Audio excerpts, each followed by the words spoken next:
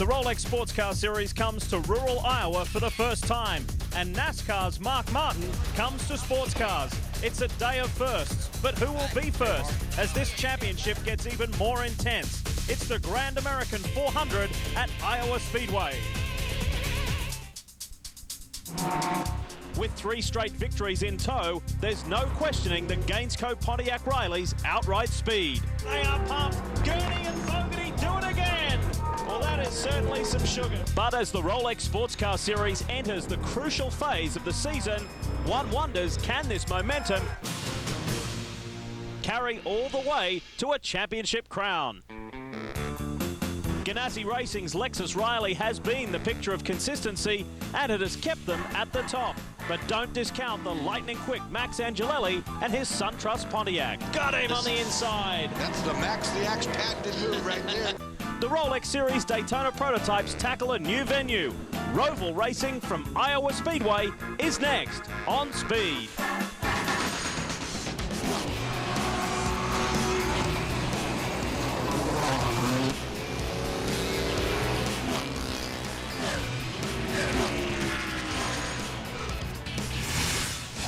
It's a beautiful summer evening here in Iowa, and we are excited to be at a brand new venue. Hello everyone, I'm Lee Diffie along with our road racing analysts Dorsey Schrader and Calvin Fish. Cal will get your thoughts on things in just a moment. But Dorsey, if I can turn to you, round 9 of the series. We're right in the middle of 3 consecutive weekends of racing, so it's a very busy time in the series. But if one thing has become very clear is that Bob Stalling's team and the 99 Pontiac Gainesco Riley, it's really set a new benchmark for the other teams to chase. And they're set to break a record possibly. If they should win here tonight, it will be the 4th race in a row that they've won. That's never been done in Grand Am before. And remember, not that long ago, we were talking about the possibility of a 6th different driver in 6 races. But from that point till now, it's been all 99. Incidentally, they're continuing that momentum. We'll have more on that in just a moment. And all of this is playing out at this brand new facility. Yeah, and it's a short roval. It's 7/8 of a mile on the oval, but with the infield, it's 1.3 miles. Very, very narrowly, very tight. All the drivers are frustrated. No one knows any way to get around another car. It's going to be interesting. Could be a bit of a bash fest. We'll have to wait and see. Well, over the past few rounds, no one has been able to catch the 99 car, but our Brian Till has. Thanks, Lee. You know, you look at the 99, the success they've had. Yeah, they're going for 4 in a row. They've already gotten 5 poles in a row. That's what this one is, 6 for the season, Alex. But when you look back at this season, are you even surprised now at the dominance that you guys have had as of late? I am a little bit, but you know, we've just got to a point where the car is pretty much good everywhere. You know, this weekend with this new track and the new configuration here, it's been a challenge for us, and really, you know, the 2 Ganassi cars been a lot closer this weekend, and the 10 car, and there's quite a few cars up there. I think it's going to be a race here at the end. It's definitely going to be a race. They're going for 4 wins in a row like we talked about, and they're going for that championship. But if they're going to take it at the end of the season, there's still one guy out there they've got to beat, Lee, Scott Pruitt. And you know, Brian, that they are keeping their eyes firmly on this point score at the moment. Pruitt with just a 4-point advantage over Angelelli, then Fogarty and Gurney 17 back from the lead. Rojas by himself in 4th, and Brown and Pappas still searching for that elusive win. It could come here tonight. Well, Cal, as we mentioned, new venue, new facility, new track, something new and different and exciting for us. What else can we see here tonight? Well, one thing is, even though the teams have tested and practiced here, they've never run on this racetrack at this time of day. So there's going to be some adjustments here tonight for the drivers. One thing is they're going to be running under the lights for the very first time. So if you get in the car second, you're not in the car early enough to go through that transition period between daytime and nighttime running. It'll take you a few laps to get used to that for sure. Also, the track conditions will change. The ambient temperature and the track temperature will drop. That will change the balance of the race car. Very quickly, what about strategy? That's a key talking point. Well, it's such a short lap here. They'll be running in laps around 42, 43 seconds we expect here tonight. A pace lap is only 1:20. So if we see a yellow tonight, you can't afford to just dive into pit lane, because if the pace car is halfway around, that gives you only 40 seconds to get the servicing done. That is not enough time. Also, if we see a late stop for fuel, maybe the teams will forego a change of tyres. They're just gaining track position. This could very much be a pivotal round in this year's championship. So how is our point leader feeling? Chris Neville is with Scott Pruitt. Lee Rojas laid down a great lap in qualifying to put the Telmex car on the outside of the front row. However, Scott, last weekend was not a good weekend. You had a lackluster finish. It hurt you in the championship. Angelelli was 11 points back. He's now 4. Fogarty, Gurney, they're only 17 points back. Looks like a little water's coming in the boat here. How do you plug the hole? With your finger. Stick your finger in the hole. Hi to my family at home. we just got to do what we keep doing. For some reason, Memo just wasn't real comfortable at Daytona. He's rallied back, he's done a fabulous job here in Iowa. This is his best qualifying. I think that if he would have had a clear lap, we could have been challenging 99 for the pole. The Ganassi guys are doing a great job. We just can't make mistakes. We just got to keep running hard as a team, as teammates, and make the right calls as a team on the racetrack to try and get us in a position. This is going to be a really tough place to pass on, but it's new for everybody, but I think track position is going to be crucial here. Well, they're coming off their second worst finish of the year. Can this championship team get back on championship form? Brian? Chris, it's great to run on these oval tracks, and it's great to have the association with NASCAR. Last weekend, we saw Jimmy Johnson, a great run by him. This weekend, Mark Martin is here. And Mark, I know that you're used to winning, but you're not used to starting at the back. You got a long way to go. Are you familiar enough with this Daytona prototype that you can move it forward? Well, we'll have to see. You know, my mission is to not, to kind of stay out of the way and not cause any trouble. I'm just here having fun. It's a great car. It's a great facility. We're having a good time. We ran along pretty good yesterday. I got about 25 laps of practice or so. My main mission is to, drive the car and turn it over to these guys in one piece and try not to get in anybody's way. Well, best of luck. He says he doesn't want to get in anybody's way, but 2007, a real great year for Mark Martin. He said it, hey, I'm having fun, guys, and he knows how to win. 35 victories in the 25 seasons in NASCAR, 5 of those on a road course, Lee. And he did very well in Chicago in qualifying for the Nextel Cup earlier today. Can he make it a perfect day and help the Southern Motorsports team go even further towards the front? We'll find out. New venue, tough race coming up right after this.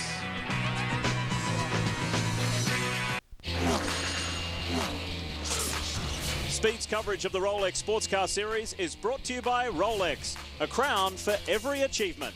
By Ruby Tuesday, simple, fresh American dining from start to finish. And powered by Pontiac and the 260 horsepower Solstice GXP. Glorious evening here in Newton, Iowa, as we get ready to roll. There has been many words spoken about this new circuit, so let's put the microscope on it and talk through the finer details with Dorsey. Here's the Lexus track map. A true roval it is. It's 1.3 miles in length, and of course you have 9 corners. The cars reach their top speed right here, 155 miles per hour when they enter the infield. It's very slow through there, 47 miles per hour right there, but they accelerate well, over 110 here. Now the passing zones, the only really good one is in this corner here and the one off the straightaway, and there's not a lot of room to get the job done.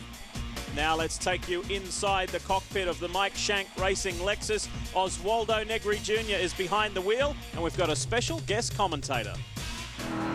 Hi, it's Mark Patterson, Oswaldo Negri's co-driver. We drive for Michael Shank Racing, coming on the Iowa Speedway main straight.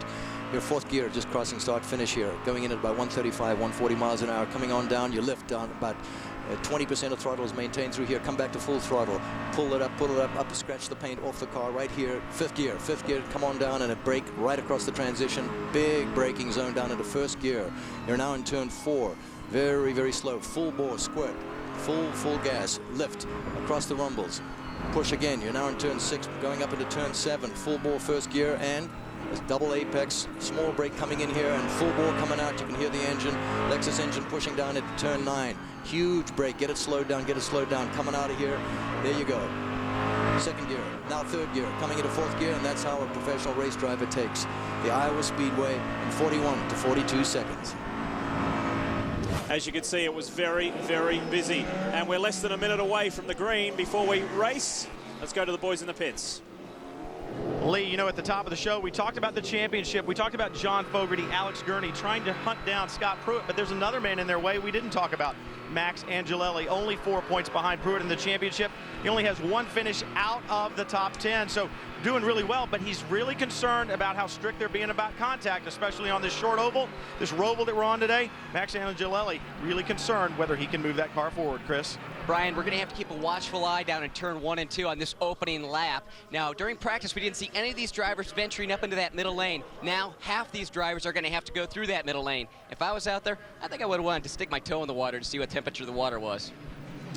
Thanks, boys. This is very Phoenix-esque, isn't it? It is, and I'll tell you another element. Look at that sun. It's going to be a real hindrance here for the next half hour or so as these drivers go into the brake zones at high speed.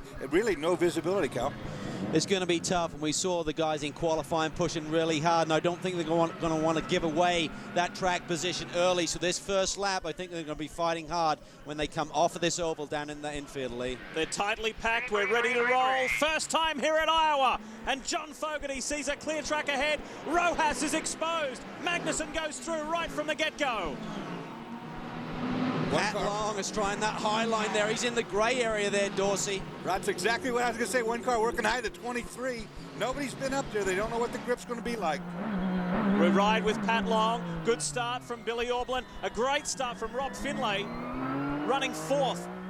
And we'll keep a watchful eye out for Mark Martin in the Southern Motorsports Lexus. What a qualifying run for Rob Finlay. He had that Ganassi Racing entry up in 5th spot, and he's already grabbed another position.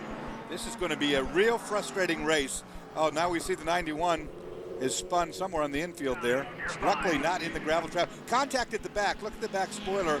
Looks like someone's gotten into the back right rear and damaged that winglet back there. I'll let you keep count tonight, Dorsey, the amount of contacts. Oh, thank you. Magnussen was forceful right from the start and grabbed a position immediately from Memo Rojas. It's John Fogarty who leads the way. And then Magnussen, then Rojas for Chip Ganassi with Felix Sabates, then the second Ganassi car with Rob Finlay behind the wheel, and then Darren Law in the first of the Brumos Porsches. The other thing we have to think about at the start there, the torque of that Pontiac motor is really good, and it seemed to spin up a little bit quicker than the Lexus there, Memo Rojas, but now he's coming back. The Ganassi cars have been extremely fast in practice here this week, Dorsey, and they look to be in good shape again in race time. Ross got a good jump out of that infield. You saw I get to the gas first. Not able to do anything with the speed. This is going to be a real tricky racetrack to figure out. Here's a run down the inside. Let's take a look at what happened to Jim Matthews here, the 91 silver car. Ooh. Well, no, actually, he spun around and clipped the 76. The damage was done as he backed into the 76 car. Looked like turn 7 there, but hopefully he kept going with no further damage, and I think he's in pretty good shape. But right now, Memo Rojas has a very fast race car. Through that oval turn, he really made a lot of ground on Magnussen.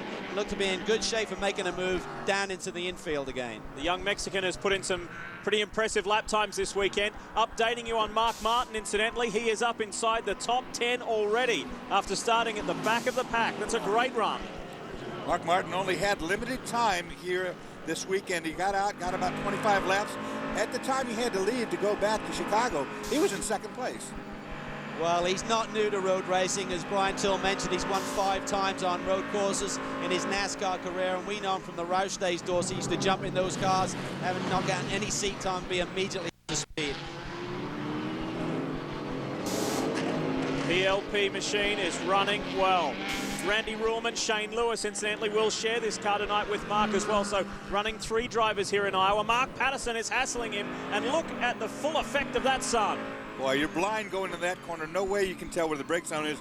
You see Mark right there. The problem he had when he was here for the 23 laps was, in fact, braking off that banking. Well, there's really not much time to make up a lot of ground through this track. See, this is one area where Mark will be very comfortable through the banks there, through NASCAR 1 and 2. But he was really good. When I drove with him with Roush at the Daytona 24-hour race, he was demonic on the brakes. So it's a bit of adjustment coming from a heavy stock car into one of these lighter Daytona prototype machines. Brian? And what a great job he did at the start. I just checked in with Shane Lewis, and I said, man, he can pedal that car. And Shane said, Mark got in the car and laughed. And he said, hey, I don't know how I'm going to be in the race, guys, but I will give you one heck of a start. And he did, didn't he? Well, we didn't see all the passing, but let me dare say, I bet it was up on the banking. I bet Mark was the first car to go up to the middle lane or go higher because he's used to that sort of racing. 2 seconds advantage the 99 Gainsco Pontiac Riley has over Jan Magnussen. Memo Rojas is not giving up on Magnussen, but there's a little more of a margin there between the Dane and the Mexican now. Rojas was really pressuring him earlier, and then he has a comfortable margin back to Rob Finlay. The one thing you've got to be careful of when you're coming through that NASCAR turn is that you don't really start to pick up a lot of understeer. That's one corner where it's really going to overload that right front tire. And in testing, certainly the Ganassi team experienced a little bit of graining on that right front, but as the track is rubbing in this race weekend, that seems to have gone away. And that graining on the right front, what that does, the tire is skidding across the racetrack, and it does exactly what an eraser does when you use it on paper. You race whatever you're racing, and it leaves those little bits of rubber, rolls off that tire. We ride with Bill Orblin. The Luggage Express, Siegel Sport, BMW. Off the top of my head, boys, I think it's only about the second or third time that Billy has actually qualified the car this year. A little bit frustrating, back in 7th position, but now he's working his way forward and hassling Darren Law. Chris. Lee catching up with Michael Valiente down here. You guys just had an awesome qualifying. Rob Finley really impressed us all, qualifying 5th. Right now he's running 4th. What did you have Rob drink before this race? Well, he's doing an amazing job. You know, it's his best qualifying effort ever. I just yelled at him. He's had it too easy. You know, he's on the beach every day, and I just said we're here to race, and you know, he pulled it out and did a great job. Well, he did a great job in qualifying. Right now he's doing a great job on the track, and you can see Michael Valiente already ready to go and get his hand behind the wheel. Well, Valiente is one of the fastest drivers in this series. He really hasn't had a chance to shine here this year. However, he did have the fastest lap at Mid-Ohio a couple of rounds ago. So they're really starting to gel with this Chip Ganassi group, who they switched to after the season already started. First race at VIR. That car's been in the top 3 of every session this weekend as well. I mean, it's truly a top 3 car. They've been behaving themselves in the early laps of the Grand American 400. Orbelin on Law. BMW against Porsche. Both Riley chassis cars. Orbelin's got to run. Is he close enough? No. Wow, and look at the speed as he went down in there. Billy Orbelin said they set the car up for the oval. Where it's going to hurt you is the couple of corners coming up next. You try and make the car turn left. That means it's not going to want to turn right here. Through these 2 right-handers, that's where you're going to lose a bit of time. You can see the speed that he had on Darren Law. He's going to try and get really close to him here, try and time it. You don't want to be too close. You want to really make up that game, Dorsey, as you're going through the middle of the oval here. That big wing, Calvin, on the back of the car. Okay. Oh, and he got a little loose right there. That wing really dirties the air up for Bill Oberlin's car. And you saw there that Darren Law struggled, and that almost messed up Billy Orbelin's run there. He had to check up as well, and then Darren got back on the gas. Hat on the back for Chris Sakaris from 11th on the grid to 8th at the moment. He's chasing Patrick Long in the 23. Let's find out more about that Ruby Tuesday car. Lee, that Alex Job-led team has struggled all weekend long, and after qualifying before the start of the race, they found the problem. The sandwich plate underneath the bottom of the transmission where the lower A-arm bolts on, the suspension bolts on, that sandwich plate had a crack in it and had been flexing all weekend long. They had said all weekend, hey, it feels like the front and the back are not connected, like we have a roll couple issue. Well, they found that issue, they welded it up, patched it up, but the car right now, a complete unknown, because now that it's right, they don't have the proper setup on it. If it's not one thing, it's something else. This battle continues, and it's for a position in the top 5. Darren Law in the Red Bull Brumos Porsche is defending and defending well, and you can imagine that Orbelin is growing impatient. This is a great scrap, Dorsey, because Pat Long is right on their tail, and Billy Orbelin had to go at Darren Law the lap before, and he was even closer that time. Oberlin's been kind of just looking and see where he can pick and choose and try to make this fast, but back there, the 23 has changed that whole complexity now. Porsche, BMW, Porsche. 2 Rileys and a Crawford. The sole Crawford chassis Daytona prototype in this field. Orbelin again has a look, but once again, he's not quite close enough. Well, the entry speed is so high there, Dorsey, as you peel off the oval. It's very hard. You've got to be right alongside to get the other guy to get out of the throttle. Brian, tell us more about Darren Law in the 58. Just checked in with the Brumos squad. They too have set that up asymmetrically so that it runs better on the oval and turns left for him. Obviously not handling just the way they wanted to right now, but on the infield, Calvin, as you pointed out, maybe those guys are a pretty even match because those cars are really set up so that they'll turn left. They seem to be, but Darren Law's car definitely got loose on him a couple of laps ago, right through the middle of this corner, and that's a scary proposition, Dorsey. You're carrying a lot of speed through there, about 130, 140 miles an hour, and here comes Orbelin again, but still too far away to make the move. Well, these guys that set the cars up asymmetrically, I'll tell you what's going to happen. It's set up to run on the oval. That's where the car's set up to run freely, and you're not going to wear your tires out. The tire wear will happen on the oval. It's not going to happen down here in the infield. Mark Martin, incidentally, has dropped back to 12th. Mark Patterson has got by him, and John Fogarty leads in the Gainsco Pontiac Riley to the tune of 3 seconds over Jan Magnussen. And then the first Lexus-powered car of Nemo Rojas in the top 3. Here's some news for you. Starting this Sunday, grassroots racing will never be the same. 1 hour, 2 new shows. Should Speed pick up these pilots or take them off the air? It's launch hour, and it premieres this Sunday at 10 p.m. Eastern. Speed, can you handle it? It's not quite the same when we say it, is it? That's when she says it. That was pathetic. Here's our race leader, John Fogarty, doing a wonderful job. Has never been in another position other than the lead. There's the margin back to Jan Magnussen, who's trying to work his way past the 76 Krone Racing Pontiac. And then Memo Rojas maintains his third over Rob Finlay, and Darren Law is still under severe pressure from Billy Oberlin. Lights starting to take effect now here in Iowa. And the 45-minute rule, of course, is in effect. And to remind you of that, every car must make a mandatory stop within the first 45 minutes of this 2.5-hour race, and that's how much time they have left to do it. And that's going to be a key part of the strategy here this evening. When you make that stop, what sort of adjustments do you make to the car? We expect everyone to take a splash of fuel at least. Do you make a driver change then? As Scott Pruitt said, track position is key. You're going to do everything you can to try and leapfrog some other guys. There's Jan Magnussen. He makes his return to the Rolex Series. He's missed the last 3. Of course, Jonathan Cochet stepped in for him. Jan has been busy with American Le Mans Series, Le Mans 24-hour, and the Danish Touring Car Championship, where he is now back up into second place. Mark Martin, where is he at the moment? There he is. As we look out the back from Mark Patterson's car, Mark Martin is still in 12th position. Here's Brian with one of his teammates.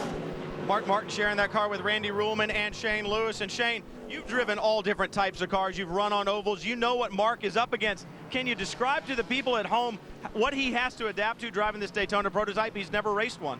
Well, it's got to be so tough for him. You know, he's awesome in the oval section, but the infield, he told us right before the races, he said, I need a few more laps to really get comfortable with it. For him, it's just kind of this style of racing, not knowing the guys that are around him. You know, I race against these guys every week, so he's got to kind of figure out the traffic a little bit. But did you see the start?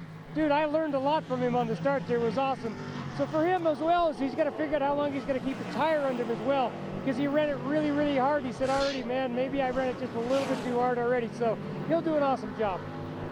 As we said earlier, Mark Martin certainly knows how to win. He's learning right now, guys, and he's holding on, doing a fine job. Look at that transition, Cal, when they come off that banking, and again, after they work the infield, when they come back up on the whole car slams down. It's right up here, right on board. And watch his transition. And that's a pretty abrupt hit for the car to take twice a lap, every single lap. That's typically something that the drivers just have to deal with, Dorsey. The engineers don't want to change the car too much just for those couple of corners on the racetrack. They're more concerned with getting through that oval turn that these boys just went through. And here you see Oberlin again diving down to the inside of Darren Law. He shuts the door once again. And these boys are closing in on Rob Finlay, who's doing a remarkable job in 4th position. It's incredible the people that he is ahead of. Rob Finlay is not a pro racer like the guys behind him. He's working his way. He's got several years under his belt now, but this is the best position we've seen him in, and he's done a stellar job so far, leading Darren Law, Bill Oberlin, Patrick Long, and Max Pappas. This is a golden moment for Rob Finlay.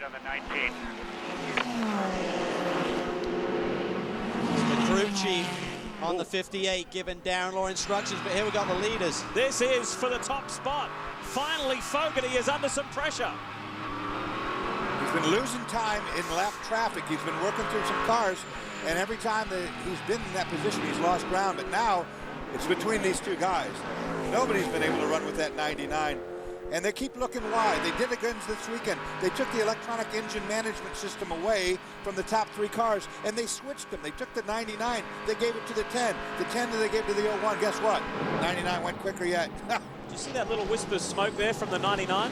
Yeah, we did. So maybe some concerns there with the 99 crew. And to be honest with you, yes, they got the pole position. Yes, they've been fast, but they haven't dominated the timesheets like we've seen in recent weeks. And right now, Magnussen does look quicker. Well, let's go inside the SunTrust camp. Brian. Wayne Taylor looking on nervously, and Wayne, no one has been able to run with the 99 all year, and it looks like you guys have finally found some of the magic. Max doing a great job, and he's got the championship, Max's championship, in his hands. What do you tell him? Well, you know, Jan knows what to do, and he's obviously doing a really good job. we came into the race worrying about the 99 car in the 01, but it seems like Max has got everything together, so it's still a long race. Still a long race, and the weather's going to change a lot. You guys set the car up to come in later in the race as the weather cools down? No, for whatever reason, we seem to be on the tires. We seem to get better and better. We seem to battle at the beginning. If you watch our out laps, we're about a second off. And for whatever reason, our tires come in a little later, and the car's pretty strong. Magnussen doing a great job. Always spectacular, guys. Wow, we had reports there that the 19 and 76 have come together. So that is Tracy Crone and Rob Finlay, and that's allowed Darren Law to get through, and it's put another car in between Auberlen and Law. This is great stuff. It's all happening in the top 5. Well, Rob Finlay has now just got to settle back down. He'll have his crew working with him on the radio. He's got Michael Valiente.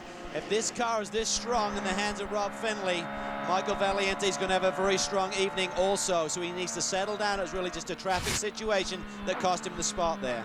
There's Rob Finlay making contact. And you see it shuffled the 76 out of the way, but did some damage to the aerodynamic downforce, the little winglet on the front of the 19. The dive plane there took a bit of a hit. They had about 75 pounds of downforce, so that's quite considerable. As finicky and as tight as these. Oh, Bill Auberlen dives to the inside. That was close, Doss. That's as close as you can get without making contact. If they made contact, it would have spun the 19 because it was on the flat, no banking. Got it now. Auberlen is fast through this NASCAR turn, takes the position away. Pat Long takes advantage too. Finlay out in the grey. So he's lost 3 positions in 2 laps, and now Auberlen gets a shot to try and make up the deficit to Darren Law. Law is now in 4th. Trust me, he wanted down out of that gray band. Once you're trapped out there in the no-man's zone, oh boy. Jim Matthews is now there. Darren Law has approached him, so this may help Auberlen and Long. And now Pappas gets to work on Rob Finlay. Fogarty only leads by half a second over Jan Magnussen. All of a sudden, this thing has come alive. And again, it's due to the fact that they've gone long enough now that how your car is set up, the tires are starting to show now who's got the right setup and who doesn't for these long green runs. And we're only 26 laps into what could potentially be a 45-minute run. Remember, these guys have to pit before 45 minutes. Because of that rule. Otherwise, they'd probably run about 100 to 105 lap stint. So the balance of the car is going to change. Remember, the track conditions, the temperatures are dropping as this race progresses. Speaking with Simon Hodgson from Wayne Taylor Racing, who is the team manager for this SunTrust car. P3 on, +5 to P3, Rojas in the 01. Great job, pal, great job. He was saying to me earlier this weekend that these guys in front, the Bob Stallings boys, are running exactly the same equipment. We've got the same engine builder, same chassis. He said, we're tired of these guys showing us the way around every track. We need to get back up. We need to work harder. We need to get on top. And here, finally, we see a car, a team, running with the Gainsco car. Calvin, I've seen on the 99 when it slams the banking, there's a little smoke out of the right rear. I think it's probably body rub on the tire. It could also be overflow from a oil canister, but we're seeing little wisps of smoke off the right rear corner under high load. Well, the one thing that this team cannot afford right now, whilst it's in catch-up mode in this championship, is any sort of drama with mechanical failure. So I'm sure that's got everyone nervous in their pit box right now. But right now, John Fogarty done a tremendous job. He realized he's got one of the fastest road racers in the business right on his gearbox in Jan Magnussen. SunTrust team tested here earlier this year in March in very, very different conditions, cold and wet. And they did get a look at the new Iowa circuit, Iowa Speedway here in Newton. The smoke continuing, Doss. Yeah, I think it's going. I think that's just really the tire getting pushed up in the wheel well, and it's rubbing on the body a little bit because it only does it really in that one loaded area. See the different lines there. Fogarty has always run that narrower entry to that corner. And right now he's certainly not going to change that because that would open up the door for Jan Magnussen. I think he's going to wait for traffic here to try and take advantage of the leader right now and sneak through. There's nothing more than Jan would like to do than to make his sort of mini comeback. We haven't seen him for a few rounds with his commitments in other series to come back and hand over the car to Max Angelelli whilst it's in the lead. As we go to break, Max Pappas is still working on Finlay, and Mark Martin has got by Patterson to move back up into 11th. Fuel, just go We're back at Iowa Speedway and pit road has come alive. First full course caution of the day. Brian. Travis Hogue up front of the number 10 car, holding Jan Magnussen. Fuel only here. They will not take tires. The 99 is already gone. The Telmex 01 coming into pit lane. Memo Rojas handing over to Scott Pruitt. This team deciding not to just do fuel like the 99 did, so they're going to do fuel and tires. Pruitt already behind the wheel, strapped in. The team very good pit stop here. Very short on fuel because this race isn't too long, so Pruitt down and away. Brian? Mark Martin brings the number 3 PLP Lexus Riley in. A great stint for Mark Martin as he's pulled out of the car. Shane Lewis will take this car over. Tires, fuel, and driver change should be routine. And Shane Lewis behind the wheel, Chris. The 19 machine also in. Rob Finley did such a great job in those opening laps. He did fall back to 7th, but Michael Valiente already behind the wheel, taking over, getting that car back out on track, and hopefully pushing it back to the front. That was a super stop for the 99 Gainsco car. What you haven't seen so far, folks, is that Jan Magnussen actually took the lead of the race. Mark Martin gets a congratulatory handshake from Randy Ruhlman. Good job, great start, good stint, he said. Let's take you back and show you what happened while we were away. Chris Sakaris in the 11 Samax car gets tapped by Mark Wilkins, and then take a look at what happens now. Well, this is what's strange. You got spun out right here, but you see the smoke coming out from underneath the car or from the vents. Now, that's not the smoke from the spin. That's a whole different problem, Cal. Here's the leaders. They split, and Jan Magnussen takes the lead, but that's a caution area right there. That's a yellow flag, so you can't pass under yellow. The key point is, do we see a yellow flag displayed there? If there was, then that is a problem for Jan Magnussen to take the lead under those conditions. And we heard some radio chatter between he and the team. They were looking on board with Jan. He just tucks to the inside. Fogarty's gone the long way around. So that was that. Now let's hear from Mark Martin. You heard him just say the car's a lot better than yesterday. You told me when you got in you were just going to go have some fun, but you did more than have fun. You drove that thing. You drove it hard. Well, I was going to drive it hard, but I didn't want to run over anybody or cause any accidents. So at least we didn't do that. And I want to thank all this team, everybody here. Great drivers, great teachers, awesome organization, and that was a lot of fun. Man, that was a lot of fun. Well, welcome to the Rolex Sports Car Series. I know that car is very different than the Nextel Cup car you're used to running. What's the biggest thing you had to get used to, Mark?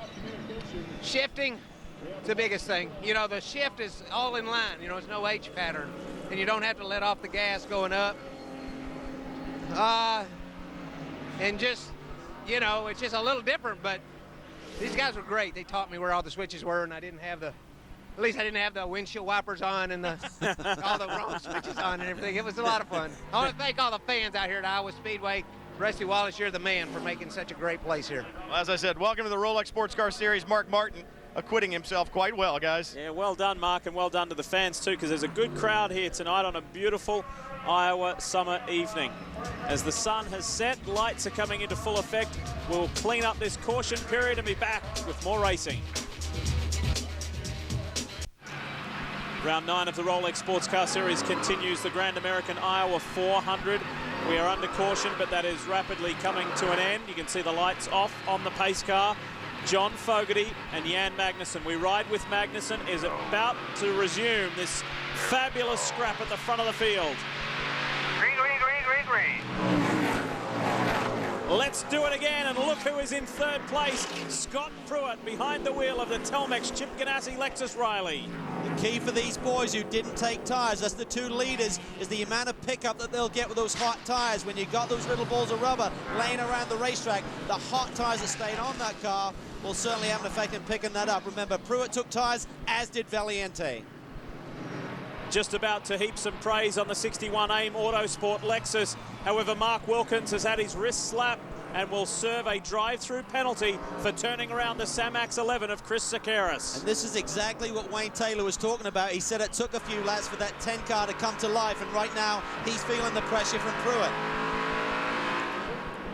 Here's Mark Wilkins serving that penalty.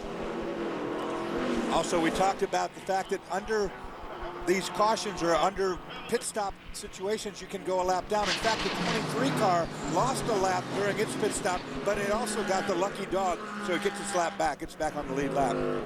Got that second chance, which is so important on this short racetrack. I'm sure we'll see that taken advantage of again before the night is over. There is some lap traffic in amongst these front runners. It's Fogarty, Magnussen, Pruitt, then Valiente, and then Auberlen, who's worked his way up into the top 5. Then it's Law, then Fittipaldi, Colin Brown, Guy Cosmo, and Jorg Bergmeister. Let's find out more about the man in third. Chris? Lee, earlier the boys were talking about asymmetrical setups, and I was speaking with Pruitt about that, and he said, you know what, we're running with a setup that's more straight up, a regular road course setup, a symmetrical setup, and the reason being we were getting through the banking just fine, and we didn't want to give up anything on the oval. Right now, as you watch Pruitt, he's all over the SunTrust car through the infield. He also said, you know, we're just thinking with working lap traffic, where we're going to have to get into these brake zones deep, and you just can't get in there as deep and as comfortable when you're running an asymmetrical setup.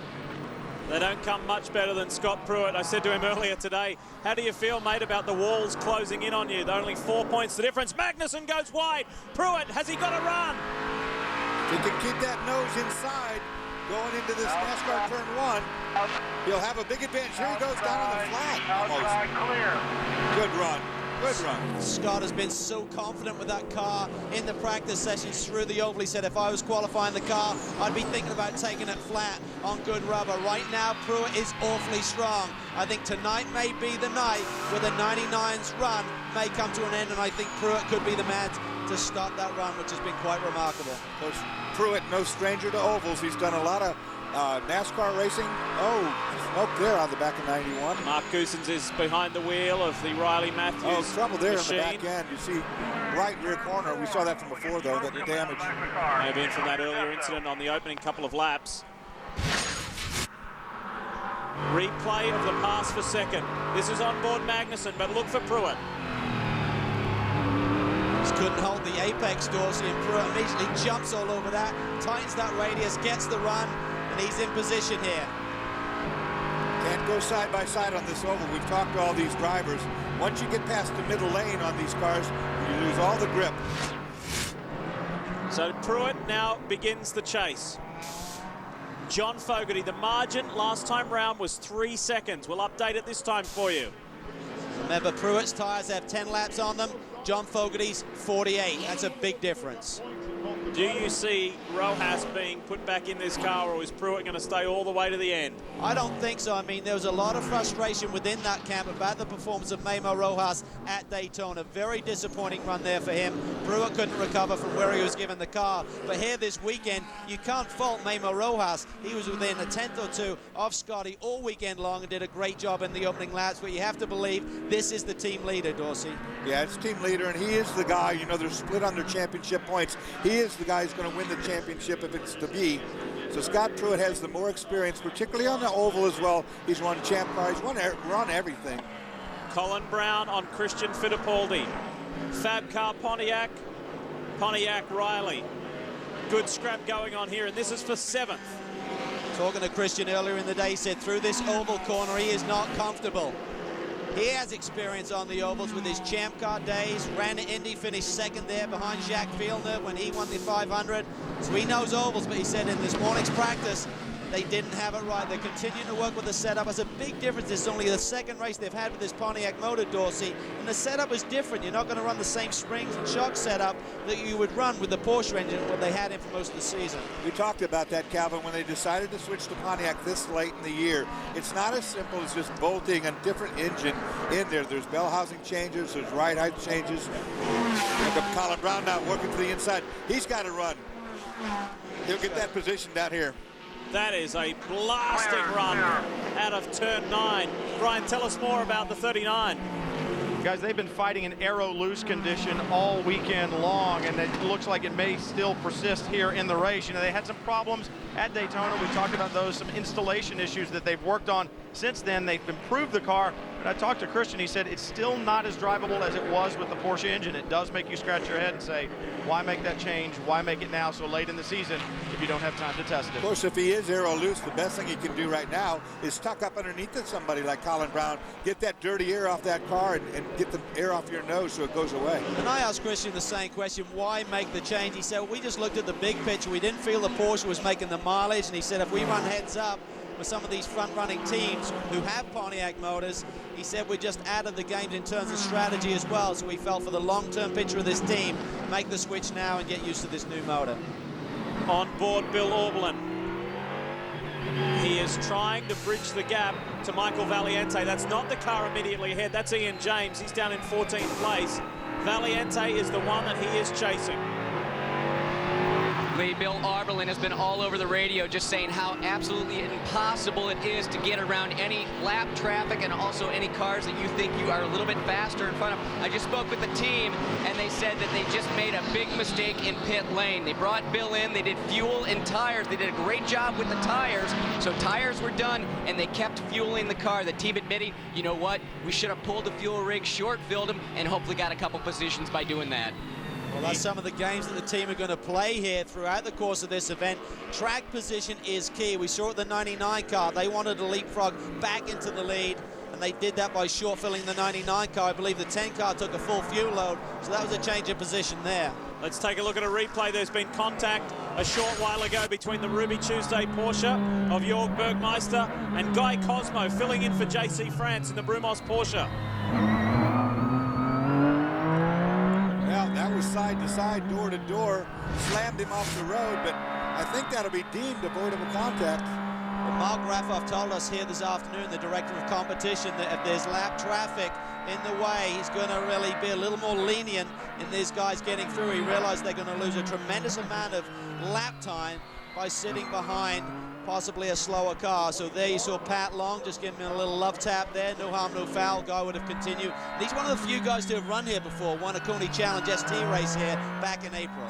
Good to see Guy get an opportunity with such a great team like Brumos as well. So he's thoroughly enjoying that opportunity. Speaking of Brumos, here is Darren Law sitting in 6th position. And Colin Brown, the fast-charging Colin Brown, who tested his ARCA car here within the past 2 weeks, and a little birdie tells me that when they put on some fresh tires at the end of the day, he did a lap time good enough to match this year's pole time. To the pits, here's Brian. Sitting here with the endurance master, Hurley Haywood. And Hurley, you've seen a lot of things in your career, but the Rolex Sports Car Series on this little bull ring of a racetrack, great facility here. How is it to drive? Well, Rusty Wallace did a great job when he designed this track. It's very fan-friendly. The fans can really see all the action. From a road course, it's not so great. It's a little bit small. It's more like a go-kart track, but it creates a great show, so we're having a good time. Having a good time, and you're having a good time with a different co-driver. JC France not here, Guy Cosmo in the car, in very, very depressing circumstances for the France family. Well, I really feel sorry for the whole France family. Jamie, I know, really wanted to come here, but he just wanted to stay home and take care of family business. Guy stepped in and doing a great job, so we're happy to have him. Happy to have him. Cosmo doing a great job, and our hearts and condolences go out to the France family. Lee? Yes, we echo those sentiments, Brian, as we continue to watch this fascinating battle. Colin Brown, Dorsey, almost got by Darren Law. But he was cognizant of not making the touch, not spinning Darren off. They went side by side, got inside of him there, but it wasn't a clean enough pass to make without having car-to-car contact. Now, like you said, Calvin, Mark Raffoff this weekend said, okay, it's a tight little racetrack, it's a bull ring. I will be a little bit more lenient about this side-to-side contact and bumping and banging. I'm glad to see that personally. I think you have to, otherwise these boys couldn't do anything around this racetrack. But Krone Racing, one of the few of the top teams who didn't come here and test, so they've been in catch-up mode for the past couple of days. And up front, Pruitt has not been able to do anything about Fogarty. The margin is now 3.4 seconds, first to second. You're riding with the defending Daytona Prototype champion Jörg Bergmeister for Ruby Tuesday Championship Racing. And speaking of Ruby Tuesday, it's time for this week's recipe for success, focusing on the importance of minimizing time on pit lane. Iowa Speedway is fast and furious. A lap time here only takes about 42 seconds. So when the car hits pit lane, the pressure is really on. Driving the car down pit lane takes about 20 seconds. Adding fuel and tires to that equation, the number goes up to over 50. So you can see you're immediately going to go down one lap at least. However, if there's any delays in that pit stop, you may go down too. The pressure is really on the boys who go over the pit wall this weekend to have no delays. We talked to a few of them about this pressure cooker situation. If you go back and look at the races, you'll see we often pass people in pit lane. I don't think we're going to focus on the pressure. I just think we're going to be focusing on executing what we know we can do, executing our plan. Well, everybody's pretty excited about the pit stops. Obviously, if anybody makes a mistake, we can go down a couple laps pretty quick. And with the championship, you know, it's really tight. But everybody's pretty pumped up about it, and hopefully we come out on top. The pressure's pretty good. We got other teams that are fighting for the championship as we are. I think we can execute it pretty well. We've been practicing hard, and I think we'll be okay. Well, as you can tell, the crews are certainly fired up about this weekend, but for the drivers, this racetrack is very difficult to pass on, so they have to walk that fine line between patience and aggression. For this race, it will be super important for us to stay out of trouble, even though it's going to be very hard here because it's almost impossible to pass. So you have to wait for a mistake, or you have to go for a small gap, because there are no passing zones here, really. If you lose track position, it's just going to be a real dogfight to get back anything. So hopefully we won't run into that again and try and keep it clean. But it's going to be an interesting one for the officials, I think. For us, definitely, we need to keep our car on the track all the time. We cannot afford any mistakes because, like you said, the championship is critical at this moment, and we need the points. We need to finish races, but we also want to win. So, you know, we need to. There's a very thin line for that. Good point, Cal. And we've already seen evidence of that here today about minimising that time on pit road, getting out there, keeping the advantage. Well, the 99 did it to get the lead back in this race. And here we see drama for the 91. Brian? Mark Goossens brings the 91 in. You see damage down the right side from battle early on. The crew looking at the back of the car. Heard him say, go, go, go. No oil here in pit lane, guys. Well, they brought that car in to have a look because it was reported it was leaving some oil down. We'll take a look at the back. Well, you know, that's not oil. I don't know what that is, but you look at the back of a silver car, if it's leaking oil, it would be completely black with the spatter. I don't see that, but certainly there is something back there that's not going in the right direction. It's the car we saw Jimmy Johnson in last week at the Brumos Porsche 250 at Daytona. This is the lead car to the tune of 3.2 seconds. John Fogarty over Scott Pruitt, consistently lapping in the low 42s. He was even in the high 41s earlier. Pruitt ahead of Magnussen, which is crucial as far as championship is concerned. There is Scott, then it's Mags, then it's Valiente, then it's Auberlen, and then we get to Colin Brown in the 75. I wonder what Krone Racing thinks of their progress thus far. Let's find out. Well, Lee, Jeff Hazel makes all the big decisions at Krone Racing. And Jeff, I think we all thought that the 75 car was going to be dominant all season long. And when you look at its performance, especially you look at Mexico City to Laguna Seca, the car led 35% of the laps. But since Watkins Glen to now, it's led less than 2% of the laps. Now, also at Watkins Glen, that's when Colin announced that he was going to go NASCAR racing. Is there anything there that maybe that program has taken away a little bit of this program? Well, I can see why that question kept you awake all night. The answer is no. Colin's very focused on this program. And remember, you only have to lead 1% of the laps, and that's the last lap, and that's what we're trying to do. Well, they're still trying to lead that last lap to get their first win of the year, Lee. We'll see if they can do it. There's a lot of work between now and then. You have trouble sleeping, Chris? Hey, go easy on Chris. He's been ill this week. Yeah, I know. We're lucky to have him here. He's giving it to me, yes. So, Brown continues. Incidentally, the 6 of Ian James was warned by race control that he is a lapped car and not to make it too difficult for those trying to get through. We ride with Bergmeister. We look at Fittipaldi. And Jorg has made good progress ever since receiving the second chance or lucky dog. First car, 1 lap down during a caution, gets the wave by. And he lost that lap under pit lane, something Calvin talked about before when they made their pit stop. It's so easy to go a lap down here. In fact, that did happen, but They were the first car and the only car a lap down. They got it right back, and they're back in the mix again.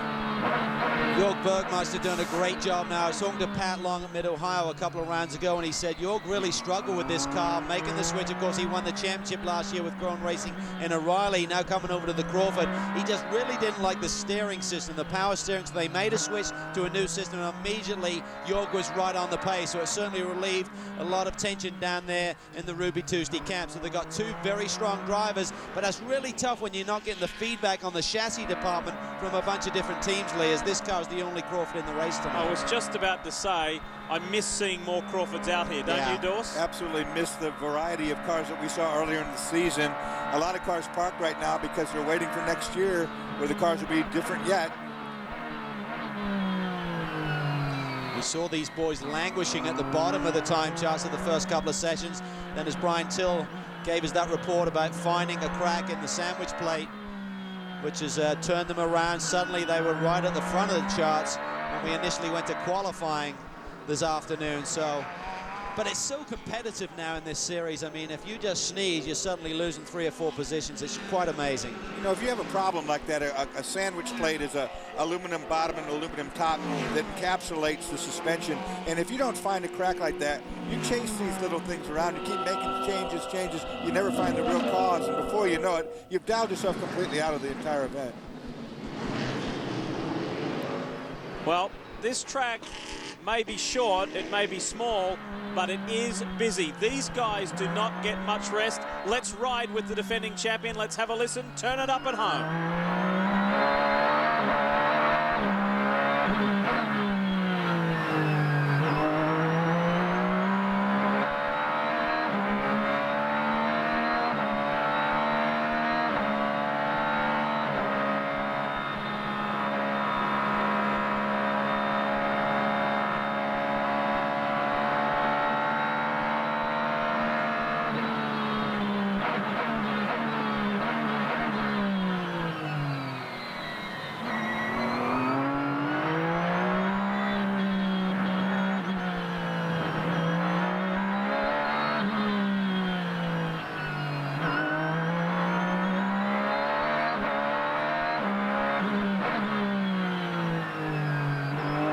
Take long, does it? There's a lap. Now, you see how busy he was, too? This Porsche engine has coupled to a 6-speed gearbox. He's constantly shifting, so that means his right hand's off the steering wheel. Shifting and steering, you're getting yourself tired, and this racetrack, no place to rest. And he was using 3 gears through that short little infield, so that shows that the Porsches are really using all of the gears there, trying to maximize the power of that motor. He went down 4 right there. Yeah. Well, let's go back to the front, and there's some smoke just coming from the rear of that Brumos Porsche. Guy Cosmo in the 59. This is Fogarty making his way through. We revisit one of the storylines at the top of the show, and it was strategy. Brian, what's your take on things at the moment?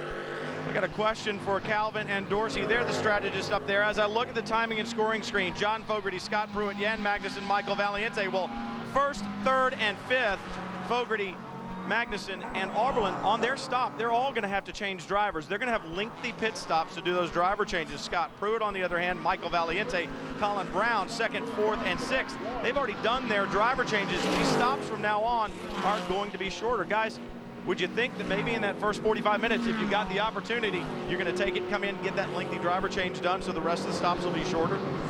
Well, that's what the Pruitt and the Ganassi team certainly did. I think it was a great call. And here we see problems on track. Tracy Krohn in the 76. Been a busy evening for Tracy. That's not a good spot. There, he got it going. It must have stalled on him, and he was in a very dangerous area. He refires, and he's back underway again, but that's a bit strange. That was coming up onto the banking, so there may have been a spin there, Dorsey. He tried to get the power down. We're unsure as to why the car was stalled in the middle of the racetrack.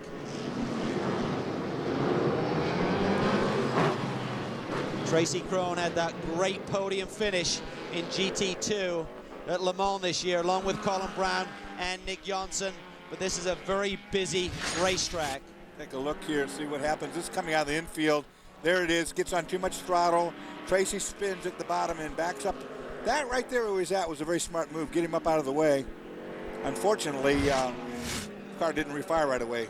But fortunately, he did get going and got out of harm's way. Lead has now been reduced to less than 3 seconds, but Fogarty is still comfortably in front.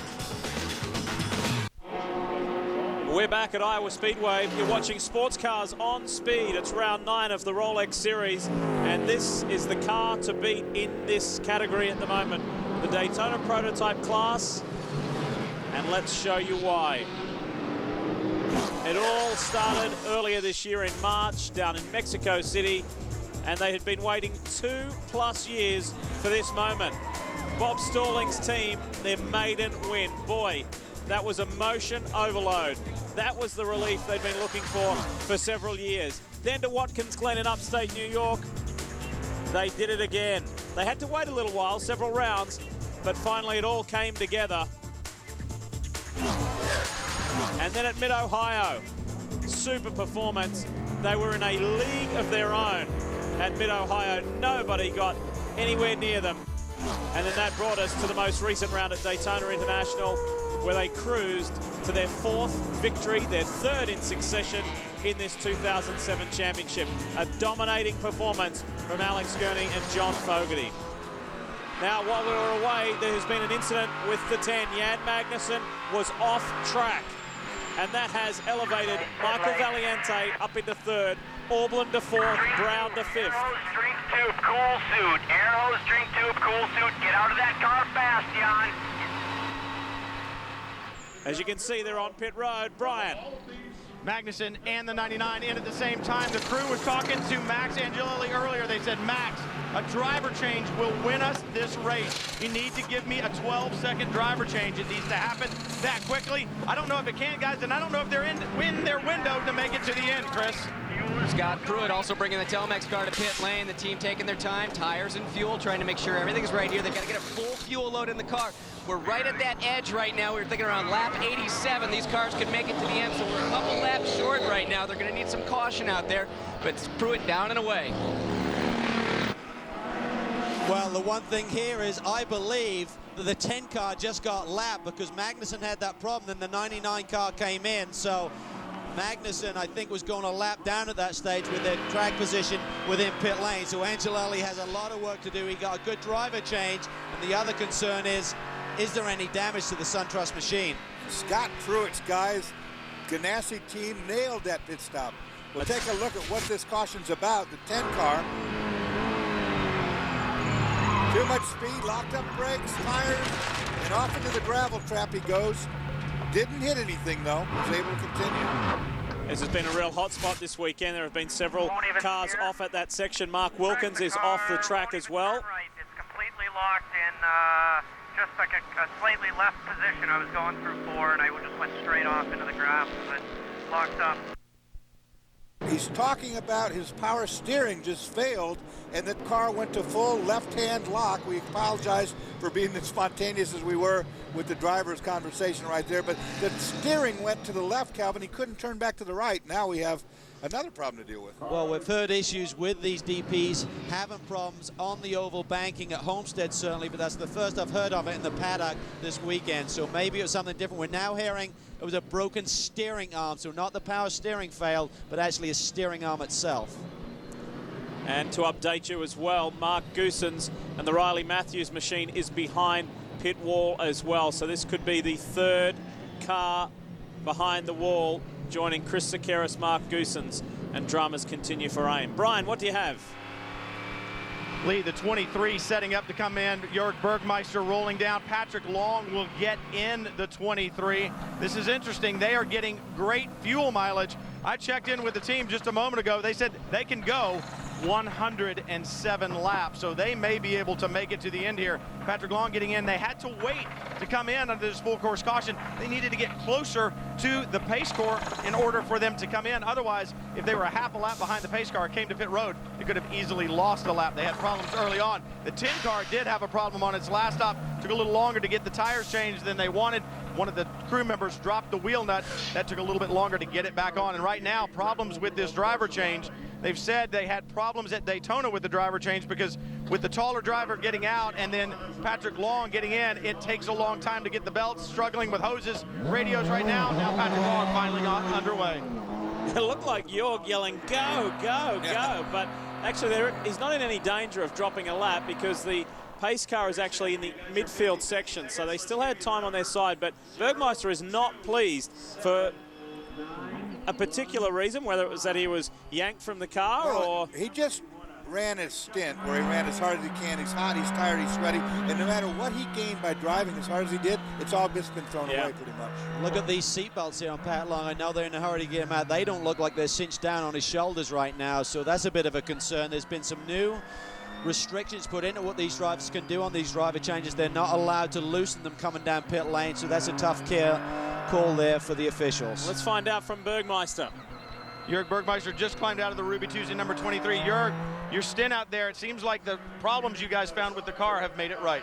Yeah, the car is pretty hooked up now. Unfortunately, it's so hard to pass here. I was caught behind Christian and couldn't get by. I mean, I was quite a bit quicker, but there's no way to get around him. And unfortunately, they had a little bit more torque. So I had a couple of mistakes coming out of 9, and I was able to get really close, but not able to get by, unfortunately. And I could tell you were trying to will the car out of pit lane right there, taking a little bit long for your taste, wasn't it? Yeah, definitely. My pit stop, my driver change wasn't the best already, and so I was hoping Pat could fix his belt under the caution. So hopefully the next one will be better. Hopefully they won't have to do another one tonight, guys. And Pat Long has addressed that situation with the belts. So all okay within the 23 Ruby Tuesday Porsche. Still under caution, working our way back to green. We will take this chance to squeeze in a quick break, go racing when we come back to the new Iowa Speedway. Back and ready to go racing. Hope you're enjoying tonight's race from Iowa Speedway. Lee Diffie, Calvin Fish, Dorsey Schrader with you, Brian Till and Chris Neville on pit road. Can this be one for Scott Pruitt and Memo Rojas to consolidate Pruitt's lead? The green flag flies. Alex Gurney now does the chasing. Look at Colin Brown down on the inside of the track, trying to get through on Valiente. Valiente runs high. Remember, Angelelli is not on the lead lap, so he needs to make ground quickly and get his car back on the lead lap if he's going to be a factor tonight. Pat Long down the inside, shoves Valiente wide and then runs into the back of Colin Brown. No one spins. That was great driving from everybody right there. I don't think any penalty would be called, but man, they were in there pretty solid. That was heavy-handed stuff. Forceful on the restart lap from Patrick Long. Wow, he was ready to go, boy. Keep in mind, too, Long and Brown have a little bit of a history this year in Daytona prototypes. Keep a watchful eye on this. These cars are very strong. That kind of contact side to side like that really does no damage. Well, a lot of these guys, they went back to their workshops this week and they found some old bodywork, the stuff that had been repaired, the heavy stuff. They realized there was going to be some contact here tonight. Let's go to the replay. Dors? Well, watch the stack up here, up the inside. Now side-to-side contact. Contact with Colin Brown front to rear. We used to call it the war nose. Put the war nose on. We're going to battle. Here it is again. Very aggressive. Michael didn't expect that. They were all in line astern, and then Michael shot out wide to take the line for the corner. Pat Long just came off the brakes and rolled it down the inside. Great save by Colin Brown. I'm sure Colin was saying, what was that? Look at Patrick Long here, though. That car hugs the inside line nicely. What a change of fortunes for the Ruby Tuesday team. Yesterday morning, they were scratching their heads when they were languishing towards the bottom of the timesheets. They thought it was going to be a long weekend. Now they're looking very racy.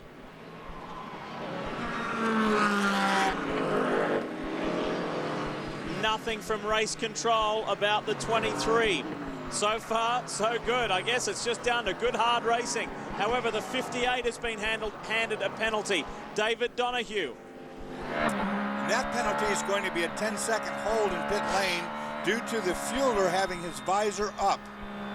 Those guys can't catch a break. Remember, Mid-Ohio, they had a tremendous run going there. David Donahue held down second place, and they ran him shy on gas. They had to do a quick splash at the end, so that was critical there. But Pat Long were on board with the gain. Runs wide, Valiente responds. He's got a fast race car. He will not be happy about that bump that he got from Pat Long there. He responds immediately. You talk about a wake-up call. That was one for everybody back there a minute ago. Shane Lewis in the PLP Lexus Riley for Southern Motorsports. This is the car that Mark Martin started tonight. Lewis runs in 6th at the moment. Pruitt, Gurney, Brown. Then Pat Long. Rather, I should say Valiente, then Long. Then Shane Lewis. Donohue's in the mix just behind Matt Al-Hadaf. And then Fittipaldi and Negri Jr. Payback time, same corner. Michael Valiente makes it a little bit cleaner there. Yeah, I'd say it was a lot cleaner, actually. It looked like he almost looked over at him, you see, when they were side by side, like, don't you do it. Michael Valiente now up to 4th, but he's got quick cars ahead of him. All of the guys in front have been running lap times right around the 42-second flat range. A little bit higher right now. We've got a bit more fuel on board, but once that burns off, those lap times will drop. And Shane Lewis has got the bit between his teeth. Look at that. I mean, the car that Mark Martin started very dead last on this field for not being able to qualify, he's got it right up there, fighting for 5th place. They're really flying. I was watching Shane's lap times on the previous stint, and he had it down just about a half a second off the leader. So he's having a great run here. Remember, it's 57 laps since he last pitted, so he didn't make a pit stop along with the rest of the boys just 10 laps ago. And he's tucked in behind the 23. Brian, tell us more about the Ruby Tuesday car. Oh, you know, Calvin was just talking about old bodywork and the aggressive driving of Patrick Long. I checked with Alex. I said, is that your battle nose? And he just smiled and said, you bet it is. So you know that the 23, they found all the broken bits, put them back together, and put them back together strong, and that's what they're running. There you see him through the middle of that oval turn. He's not able to hold it flat open. Look at the big bump there, the transition off of the oval, down through the gears. 6-speed gearbox allowed with the Porsche. Anything 4.5 litres and higher is only allowed a 5-speed. Dorsey, one thing I want you to address, and a lot of the drivers have been talking about experiencing sore necks. Their heads are turned for such a long period here at this short track.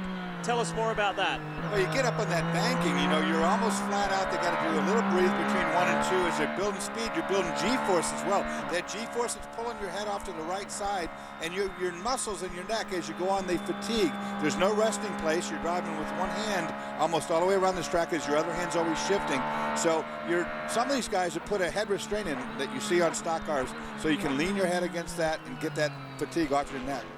Battle for 3rd. Colin Brown, Michael Valiente. Valiente has got some momentum now after settling in after that restart. Got caught by surprise by Pat Long, settled himself down, didn't get too aggravated by that, and now is putting in some very impressive lap times. It's now Brown under pressure. The good news for Valiente was he didn't suffer any bodywork damage, it looks like. That's so critical. If you lose one of those dive planes or have that rear gurney torn off, that will really cost you for the rest of the race. Right now, the car looks healthy and it's fast. And to the good thing, the body damage that he did suffer, it's the right front headlight. Look at that thing bouncing all around.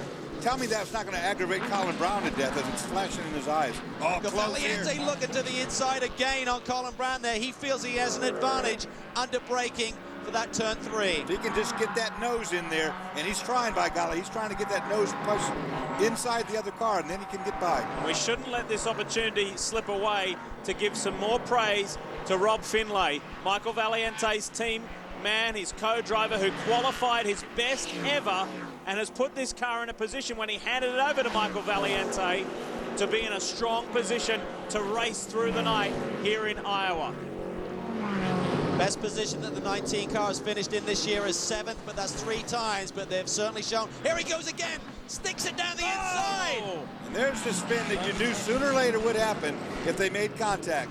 Now, this is going to be a call, Dorsey, for Mark Raffoff. He said he's going to be lenient, but typically when someone gets turned around, there's going to be a penalty. And Colin Brown is not a lapped car, and he's not someone who is a back marker, if you will. So it's going to be looked at much more harshly. Slips back into the clutches now of Christian Fittipaldi. The pressure is coming from everywhere. Here's the replay. Well, this is what happens when you really drive one in there. The other driver really not knowing you're there, turns down, you make contact, and it always ends up the same way, doesn't it? Trouble with those rumble strips on the inside. You really can't afford to use that because it's going to just throw you further into the car. So the gap was diminishing. Mike was already there, had nowhere to go. While we ride with Billy Aublin for a moment, have you seen Donahue come in and serve that penalty? I haven't. I have not, no. And he's still in 6th position on track. We'll monitor that. We'll check up on that. Meanwhile, up front, Scott Pruitt has a 1.1 second lead over Alex Gurney. John Fogarty did an outstanding job in the opening stint. And Chris Neville is standing by with John. That's right, Lee. In fact, he led the most laps in that opening stint of the race. John, however, it looks like you guys are getting a little bit more competition this weekend than you've seen the last 3 races. These guys figured out what you've been doing? You know, it's a pretty unique track, and, you know, everybody's, like I say, a rising tide lifts all ships, and I think everybody's rising along with us. So it's definitely a hard race for the number 99 Gainesco Auto Insurance car, but Alex is out there doing a great job, and he's right on the 01 car's rear end, so it's going to be a fight to the finish. We'll see what happens in the pits here.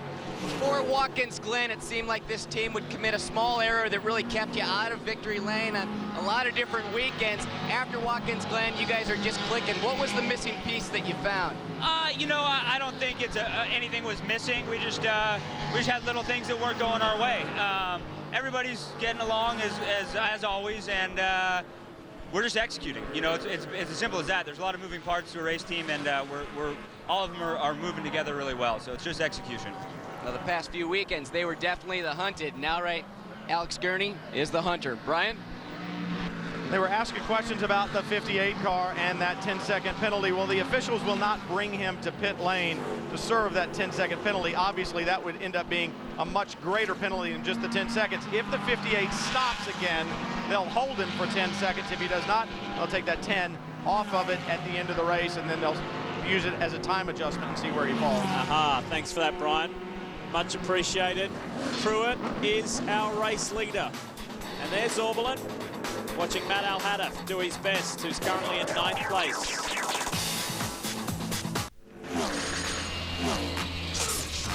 Speed's coverage of the Rolex Sports Car Series is brought to you by Ruby Tuesday. Simple, fresh American dining from start to finish. And powered by Pontiac and the 260 horsepower Solstice GXP. Well, for the last 3 rounds, it's been a Pontiac that has dominated. Not the case right here, right now in Iowa. It's Alexis Riley. At the hands of Scott Pruitt, the Telmex Chip Ganassi with Felix Sabatis. It's the lead car in the Teams Championship. It's the lead driver in the Drivers' Championship. Can this combination go all the way tonight? Great qualifying effort from young Mexican Memo Rojas. Did what he had to do in the early phase of this race, handed it over to Scott Pruitt, and he has been at the top of the order pretty much all of his stint. But the key is right now the fastest man on the racetrack is Michael Valiante. He's running times in the high 41-second range, whereas these two guys, Pruitt and Fogarty, low 42-second range. So Valiante right now has a little ground to make up, and they're also waiting to hear if there's going to be any call on that contact he had with the 75 machine. Right now he's 2.8 seconds behind. Speaking of the 75, let's hear the thoughts of co-driver Max Pappas. Max, in recent weeks we've seen a rather heavy-handed approach from race control on contact on the racetrack. Are you at all surprised right now that the 19 has not been brought to pit lane because of the contact with Colin? We knew it was going to be attrition, you know, and it looks like it's difficult to say from the TV. You know, it looks like Valiente tried a very low percentage move, just stick his nose there, and you know, Colin was turning already, you know, but you know, he's the thing was that his splitter was just right on the side of the Collins wheels, and it's difficult to really say. You know, that definitely is disappointing because you know we need some luck here. You know, we just needed a little bit. You know, if the guy would have been a few inches back, that would have been a really bad move. It's difficult to say. I'm kind of disappointed. Well, everything was definitely looking better for Colin Brown. He had worked his way up into the top 5 coming out of pit lane in 8th. Well, I can tell you that we can put a period on this. Race control has said that it is a racing incident. No penalty to be handed to Michael Valiente. Well, I'll tell you what now. If that's the case and I'm Colin Brown, guess what? You can't do the same. Well, you're going to get pretty forceful when you get back out there and you come across traffic. He said, okay, they're the rules. I'm going to play by those. If that's the way we play, then that's the way we play, you know. Right, so ahead of Colin Brown is David Donahue, who faces that 10-second time penalty. Ahead of David Donahue is Shane Lewis, who is yet to make his second stop. So those two guys are really, in effect, not in it for Colin Brown, so he can advance and get this chase going. Another caution, he'll find himself back up there with Patrick Long and Michael Valiente. And another wild card, speaking of a caution, is the fact that the 61 car is sitting out there in the middle of the field with that steering problem. Not the same driver. They came in, went back out. Here, now it is come back to the pits. Here it's back on pit lane. It's Brian Frizzell behind the wheel, and Brian Till can add. Well, Lee, earlier, Mark Wilkins had the same problem. It was a broken steering arm. Right now, Brian Frizzell in the car having a hard time getting that car turned. I checked with Mark, and they said it's the same problem again. What's happening is they feel like the power steering system is becoming heated and binding, and when it binds, it literally breaks that steering arm on the front of the car, and that is obviously not a good thing around this racetrack. Well, Brian, I would say 2 words: park it, because that's dangerous.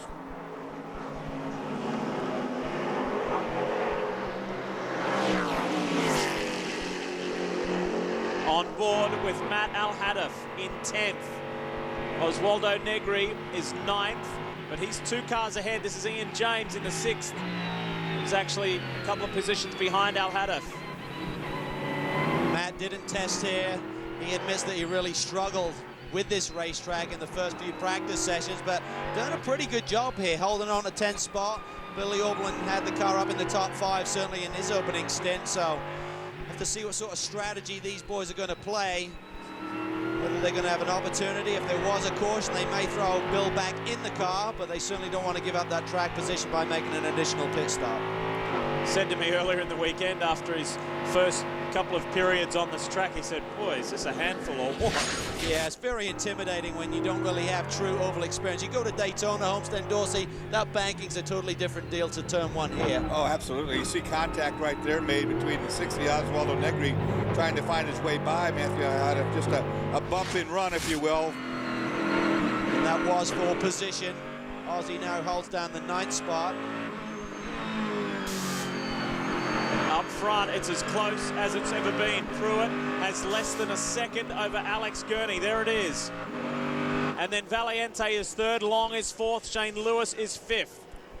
Well, in the meantime, they listen to us. The 61's being pushed behind the wall. You cannot drive a race car around an oval like this speed with no steering. That's dangerous to everyone, not only the boys driving the car, but everyone else out there. So that's a smart call. You have to suck it up and take your punishment today, but you don't want to damage a race car. That can be expensive and dangerous.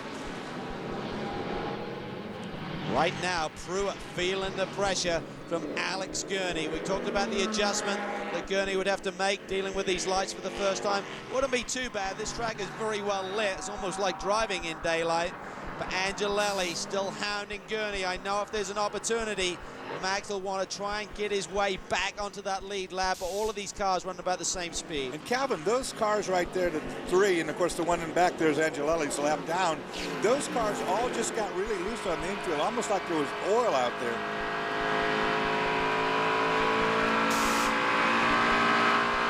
Brian. Christian Fittipaldi sits in the Fab car, Pontiac, and a lot of fluid coming out of the front of this car. It is water, you can tell that. It's certainly not oil, but running out of the front. Now it's got radiators up in the front. It could be some type of a leak on one of the hoses where it attaches to the radiator, but anyway you look at it, a lot of fluid, not only on the side of this car and here in pit lane, you got to believe it's on the racetrack as well. Well, that might have explained what we just saw back there. All 3 of those cars, driven by really good drivers, took a big little, that's kind of not the right way to say it. Is that like swip swap? Yes, swip swap. They did almost do a swip swap, actually. This is the scrap for 5th place. Shane Lewis, David Donahue, Colin Brown. As you mentioned, Lee, Shane Lewis will need more fuel to get the end of this race, and David Donahue, if he makes a pit stop, will have a 10-second hold, or they'll have a 10-second penalty at the end of this one for that infraction during their fueling stop. So Colin Brown will be frustrated. He had great track position, was running in 3rd, got turned around by Valiente, and he'll be frustrated. There you see him running a totally different line. He'll try and get a good shot off this corner, but there's no way you're going to go because you can't make a pass coming down into this tight, twisty stuff. You know, surprisingly, though, he's still looking for a way, isn't he? That's what that was all about. He's trying to find another part of the racetrack to get an advantage on. This is what the drivers have been saying all weekend long. It is so tough to pass out here unless you have a significant advantage or someone bobbles. So when you're trying to make your way back through the field, it must be very frustrating. He realized his car should be in better track position than this. But but through no fault of his own, he finds himself back in 7th position. Good to see Shane Lewis having a run at the front. He had put in a brilliant drive in Mexico City earlier this year. Taken over from Mark Martin, if you've just joined us, yes. NASCAR star Mark Martin started the race from the back of the pack. He had an unbelievable start. He went straight into the top 10 from last on the grid, and then in his stint finished in around about 11th position when handing over to Shane Lewis. Thoroughly enjoyed himself, and it's great to have him in the Rolex Sports Car Series. Jimmy Johnson last time out, Mark Martin this time out. As we work our way towards the second half of this race, can Pruitt hang on? It's all about four wheels here, but if you like two-wheeled action, returning for an all-new season, it's Superbikes, Wednesday at 8 Eastern, right here on Speed. Pretty crazy show. If you haven't seen it yet, check it out. As we are back, we welcome you back to Iowa Speedway. Scott Pruitt in command over Alex Gurney, and look at how hard Max Angelelli is working there in the SunTrust Pontiac Riley, trying to get back on the lead lap. It's tough.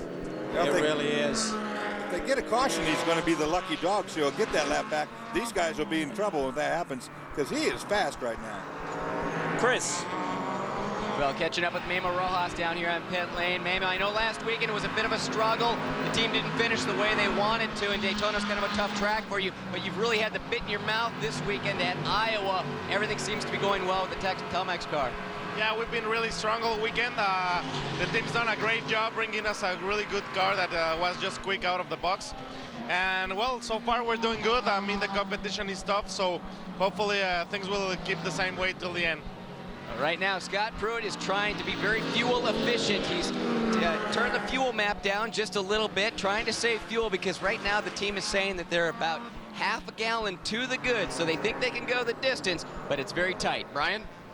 Christian Fittipaldi just got out of the 39 Cheever Racing Crown Royal Fab Car Pontiac. They pushed it back into the garage, and Christian, seems like you guys are getting better, but the teething problems are still there. Well, we blew an engine in the last race, and in this race we have a water leak that we haven't really discovered from where it's coming. Obviously, the engine temperature went sky high, and we had to come in. There was water leaking in my rear tire. I almost spun about 2 or 3 times on the last lap, but nothing to do. Turn the page and move on to the next race. It seems like that Pontiac Fab Car combination, you guys are beginning to get the handle on it, really starting to feel a little more comfortable with the handling of it? Well, definitely this race was better than like the last race. In the last race, we were really out to lunch, and we had a lot of engine problems during the whole, I'm not going to say weekend, during the whole day. And over here, yeah, it was a little bit better. Now I'm definitely looking forward to Barber. It's a track I like a lot, and it's a track that we have a very good setup. I always ran really well there, so hopefully we can put something good together next weekend.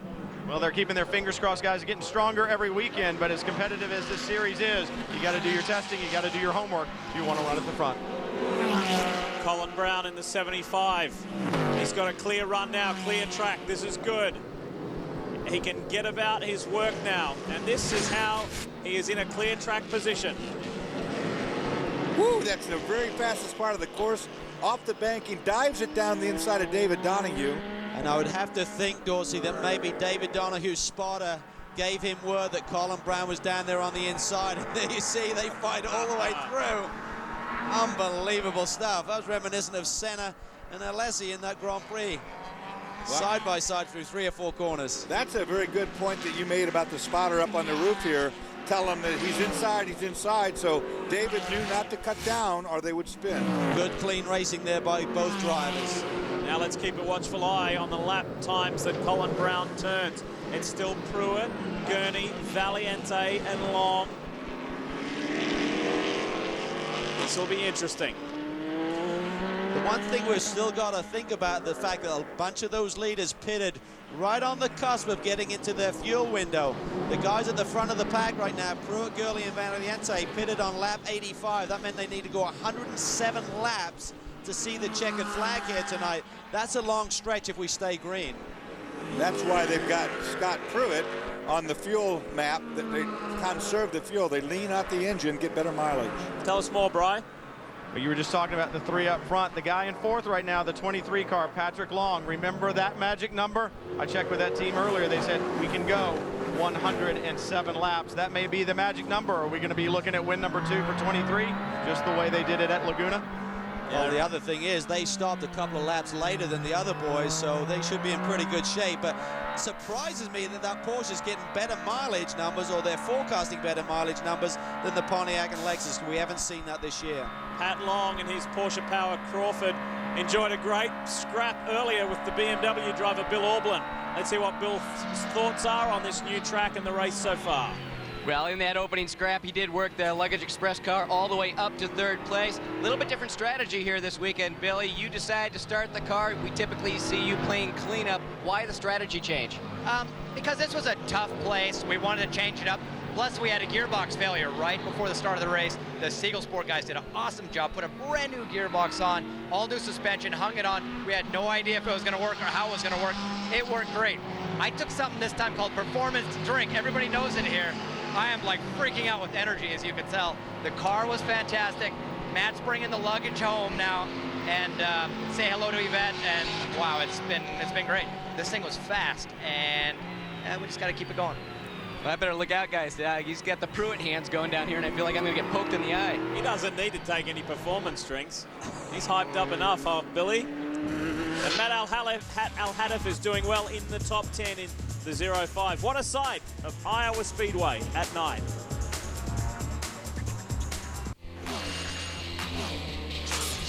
Speed's coverage of the Rolex Sports Car Series is brought to you by Ruby Tuesday. Simple, fresh American dining from start to finish. And by Lexus and their pursuit of perfection. Speaking of Lexus, so far so good. Scott Pruitt continues to lead the Grand American Iowa 400. Looking for his 2nd victory in 2007. Kicked the year off in beautiful style with Salvador Duran and Juan Pablo Montoya to win the Rolex 24 at Daytona. He is our championship leader. He's a former series champion in the Daytona prototype class. This would be a magic moment if he can not only defeat the 99 Bob Stallings Gainsco team, but get maximum points for he and Memo Rojas. Calvin, they got lap traffic up in front of them. This could really play into it. You see right there that Scott is going to catch. Look at him flashing the lights now, letting everyone know.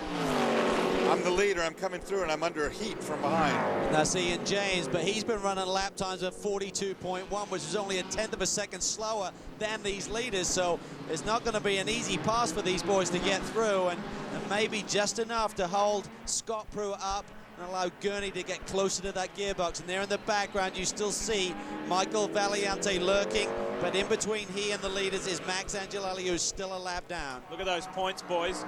If things were to stay as is for the remainder of the race, Pruitt would add an additional 13 points to take it out to 17 over Angelelli. One thing we've got to think about here, that's Lexus Power with Ian James, and Lexus Power now takes to the front. I wonder whether Mike Shank made the call there. You got to believe he did, because it looked to me like Ian just pulled up out of the way and said, come on through. You know, that's the right thing to do. Didn't impede their progress, but now here comes Angelelli a lap down. Let's see what treatment he gets. Well, the key is you may be in a similar position one day, Dorsey, not you, but Mike Shank in terms of wanting that favor back, and maybe Ganassi will replay that. Let me pose a little scenario here for you. Say we get another caution. Angelelli gets his lap back. He gets on the lead lap. But it also compacts the field. It brings Valiante up onto the back of Gurney. It brings Long up. It brings Brown up, etc., etc. Now, we know that Rob Finlay and his driver Michael Valiante are customers of Chip Ganassi Racing. What happens if Valiante gets up there with Pruitt? How strong is that team bond? Well, it's a team, isn't it? I mean, there's no doubt about it.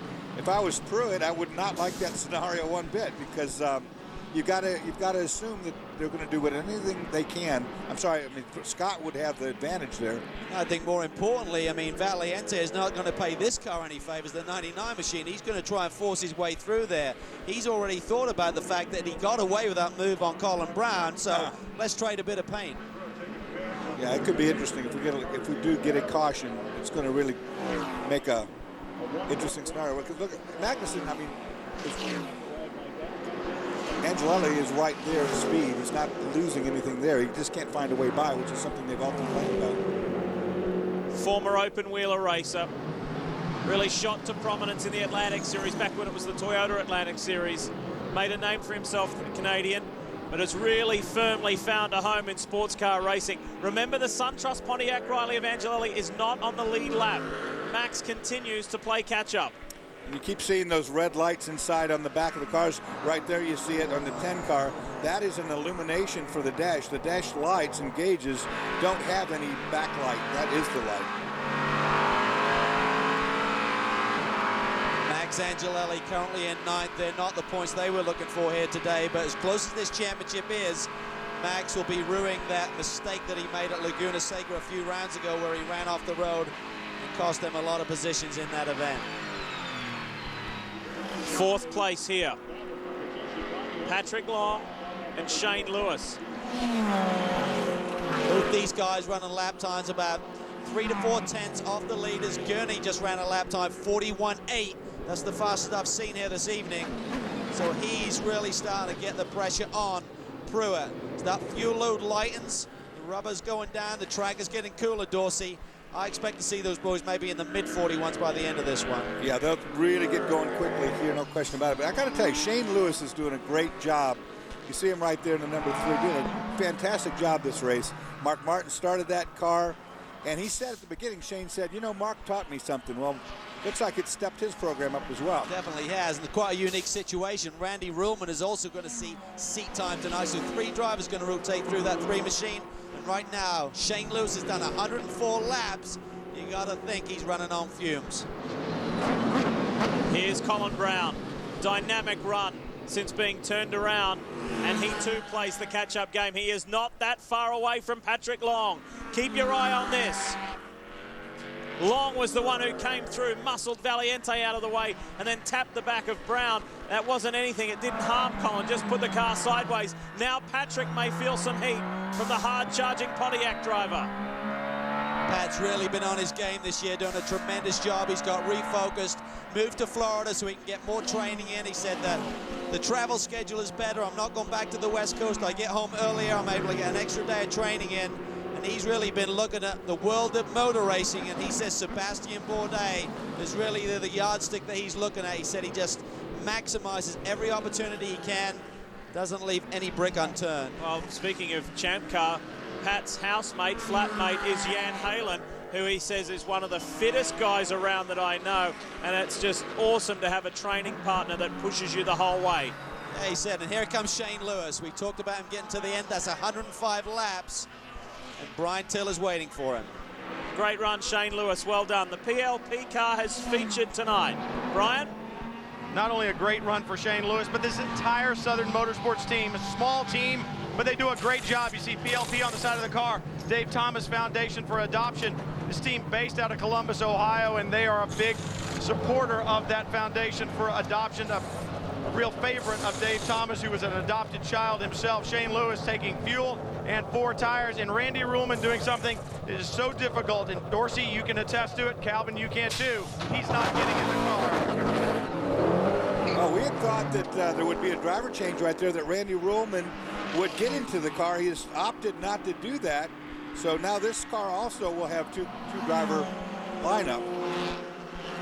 Well, that's a good call by Randy Ruhlman, a brave call, because you want to get behind the wheel, certainly, but he realized the pace that Shane is running, the team is in chance of a great result here tonight. Header. There's a little difference. We just think we got a cracked header or something, but I think we'll be okay here. Chris, tell us more about the 99.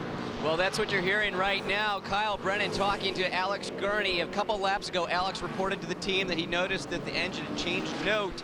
So he was concerned that something was wrong with the motor. The team initially sat up, very concerned about what they were hearing. They were looking at all the data over their computer saying Oil pressure is fine. Everything looks good with the motor.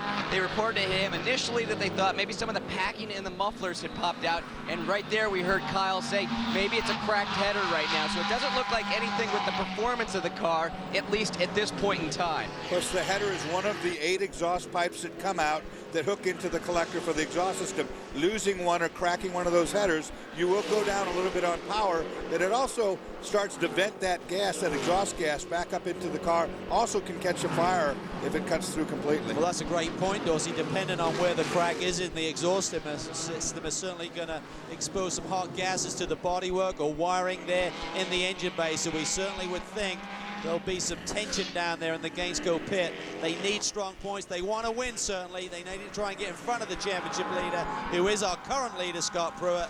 But right now, a finish is the first priority. Are we seeing an end to the Pontiac dominance? Lexus has only won once this year. Can Pruitt do it again? We'll find out.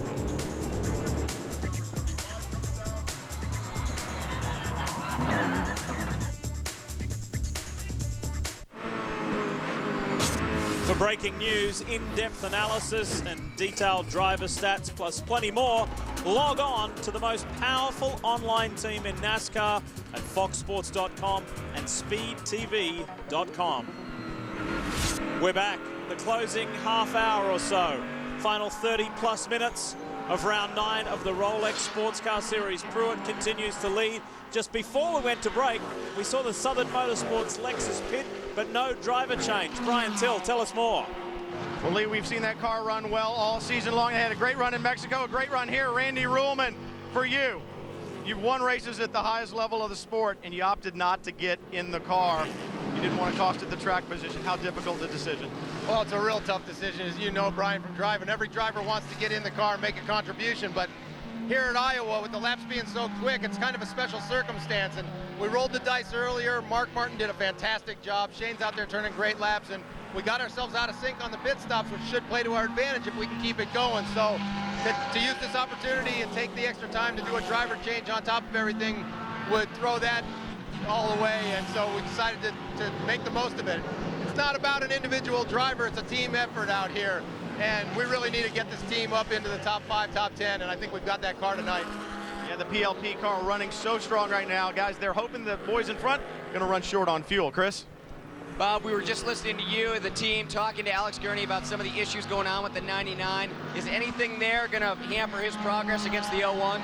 I don't think so. We were talking to Alex about how the car's handling perfectly. Gainesco Auto Insurance Pontiac has enough fuel to get to the end. But we are being careful. We're saving a little bit of fuel just in case. With the car handling so well, and I know points are so precious at this point in time as you're still trying to close that gap to Scott Pruitt, when do you pull the trigger and tell Alex to start attacking? I don't think we're not thinking that way. That this is one race. We got a lot of races to go. We're not going to do anything silly. If we finish here, we're actually okay. We got a great car. We got a lot of races to go. Well, obviously, Bob Stallings being very patient. Good outlook. I think you have to be that way. You're not always going to have a winning car. I mean, they've had the poor winning car here, but in the race, Pruitt has been strong all weekend long.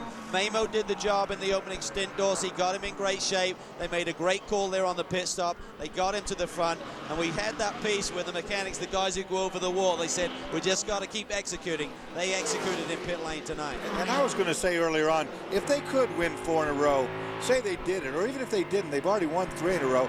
When you look back over your racing career, you're only in a situation that can happen so very rarely. It's just been amazing that this car has been that good for so long.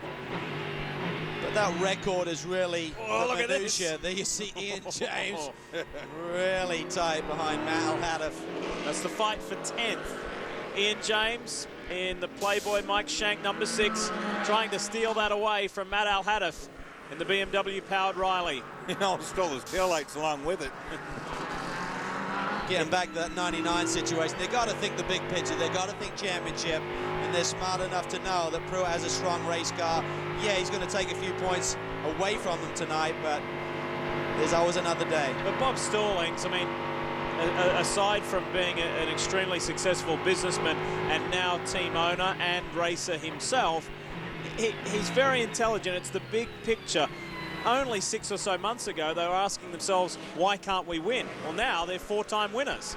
So things have changed. The landscape has changed so dramatically for them that they're not about to get carried away in it. You know, also remember that this racetrack new to everybody. Nobody had any setups coming here. Some guys tested, some didn't. But the configuration of the racetrack itself tends to make the cars run a lot tighter, a lot closer together. Look at Valiente has been gaining here, Lee. He had a big lap about 3 laps ago where the leaders encountered traffic, and he took a second out of what was a 4-second lead. It's now down to 2.3 seconds that he's behind, and you can see him there. Now he's going to see that red bodywork, and that'll make him dig even deeper, Dorsey. Yeah, and the guys are telling the red bodywork, everybody, hey, there's a car coming. It's really, really fast. The 19's catching you, and be aware, he's on his way. Well, it's a rare sight. Normally you're seeing that red bodywork coming up in your mirrors or just going away from you. It's a nicer feel that you got a faster race car, at least on one occasion out of the last 6. Got that headlight, that right front headlight. You see it there, knocked loose in the bucket from a little altercation earlier on. That'll drive you crazy if he's behind you with that thing flashing on you. 3 times this season, Valiente and Rob Finlay have finished 7th. This will be their season best by far. First podium in this new Chip Ganassi run Lexus Riley. Chris. Well, Lee, you guys were earlier talking about what is it going to be when that 19 car gets up behind the 19. Is that going to take some pressure off Pruitt? That's exactly what his crew is telling him right now. They said the 19 is really catching you guys. This is a good opportunity. That car is going to start putting some pressure on Gurney. So this might be the time, Scott, to really turn up the wick. Wow, last time round, Valiente a 41.7. He is flying. He's going to start picking up a little bit of a draft now, Dorsey. He's close enough. You get within about 5 or 6 car lengths, he's going to feel the effect, and now he's even closer to Alex Gurney. So this 19 machine is flying. Problems for the 05. Yeah, there's contact between Al Hadaf and Ian James. We got a report just a few moments ago. Here's the replay. See it for yourself. Ian to the inside in the 6.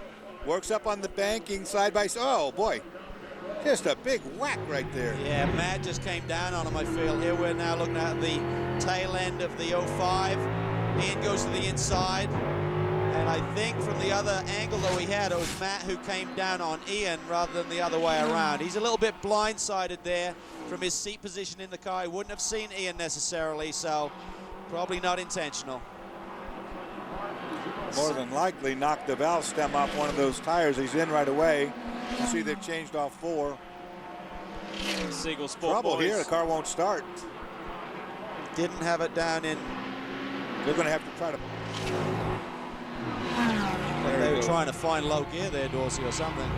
Rocking the car backwards and forwards. We understand there'll be no penalty from that incident. So I have to applaud Mark Graffoff tonight. He's allowed the guys to go racing. The one call, I think, is the 19. That may have been marginal, but everything else has been good stuff. More on the 10 SunTrust car. Brian. Guys, obviously Wayne Taylor pulling for his driver Max Angelelli right now, but the other car they're really pulling for, Oswaldo Negre in the Lexus-powered Riley. Why? Because that car is about to be lapped by Scott Pruitt, and as soon as he's put down a lap, he's just the car right in front of Pruitt. If he goes down a lap, he becomes the first car a lap down, and he would get the second chance award. Right now, what they want is a full course caution because it's Angelelli that sits in that spot. Sometimes you got to strategize even when you're a lap down, Chris. Well, Rob Finley had that great drive early on. Now your teammate putting pressure on the front, too. Rob, you look at that. Scott Pruitt, where he is in this championship, is there going to be any sense that you should be helping out Pruitt in the championship, or are you and Michael going for the win? Well, obviously, you know, we are going for the win, but yeah, we are a team, and Chip Ganassi's really helped us out here and put together a great car. The team is wonderful. So, you know, if we're going to go to second, we're going to be right behind Scott. Well, you're having a good day here in Iowa. You're also involved in Michael McDowell's ARCA program. Big day for him. He got his first win. Yeah, I mean, it was very exciting. I think that might be a good omen for us. You know, Michael McDowell has worked so hard all year in the ARCA series. He's led the most laps. He's had all the poles, but now he's finally got his first win, so maybe it's time for us, too. It looks like some of these Grand Am drivers are starting to put their mark on the ARCA series. It's good stuff, isn't it? It's good stuff, and we will see, of course, Colin Brown in the ARCA Remax Series later this year and full-time next year. Hey, Pruitt won at Phoenix last year. Can he do it here at Iowa in 2007? Closing stages of round 9 of the Rolex Sports Car Series here at the new Iowa Speedway. And you're looking at Alex Gurney defending second place from Michael Valiente.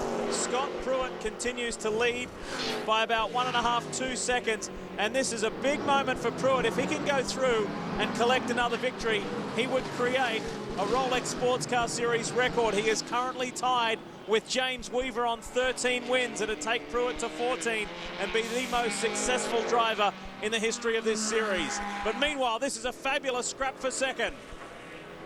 Wild card Valiente. I mean, look at him drive that car right now. He's highly underrated, Calvin. He just doesn't get enough.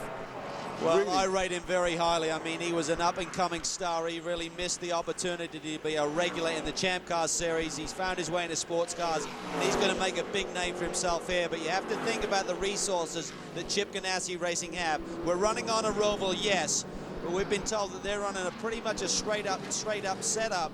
They aren't really tweaking the chassis too much and getting it through that. Oh, and the contact. There was a little rub there. There was just a little bit of a rub. So you have to think whether they went to some of the books that they had at Chip Ganassi Racing on how do we get these cars through that oval, through the banking, without compromising this road course setup here. And I think they've done a great job on both the 01 and the 19. That flashing headlight would aggravate me as much as some people on the message boards do, but I'll tell you. Bob Stallings looks a little pressured, doesn't he? They're in a tough situation here. And while they fight, Pruitt continues to run away. That is sneaky feeling about Pruitt here tonight with the car running so well at the beginning.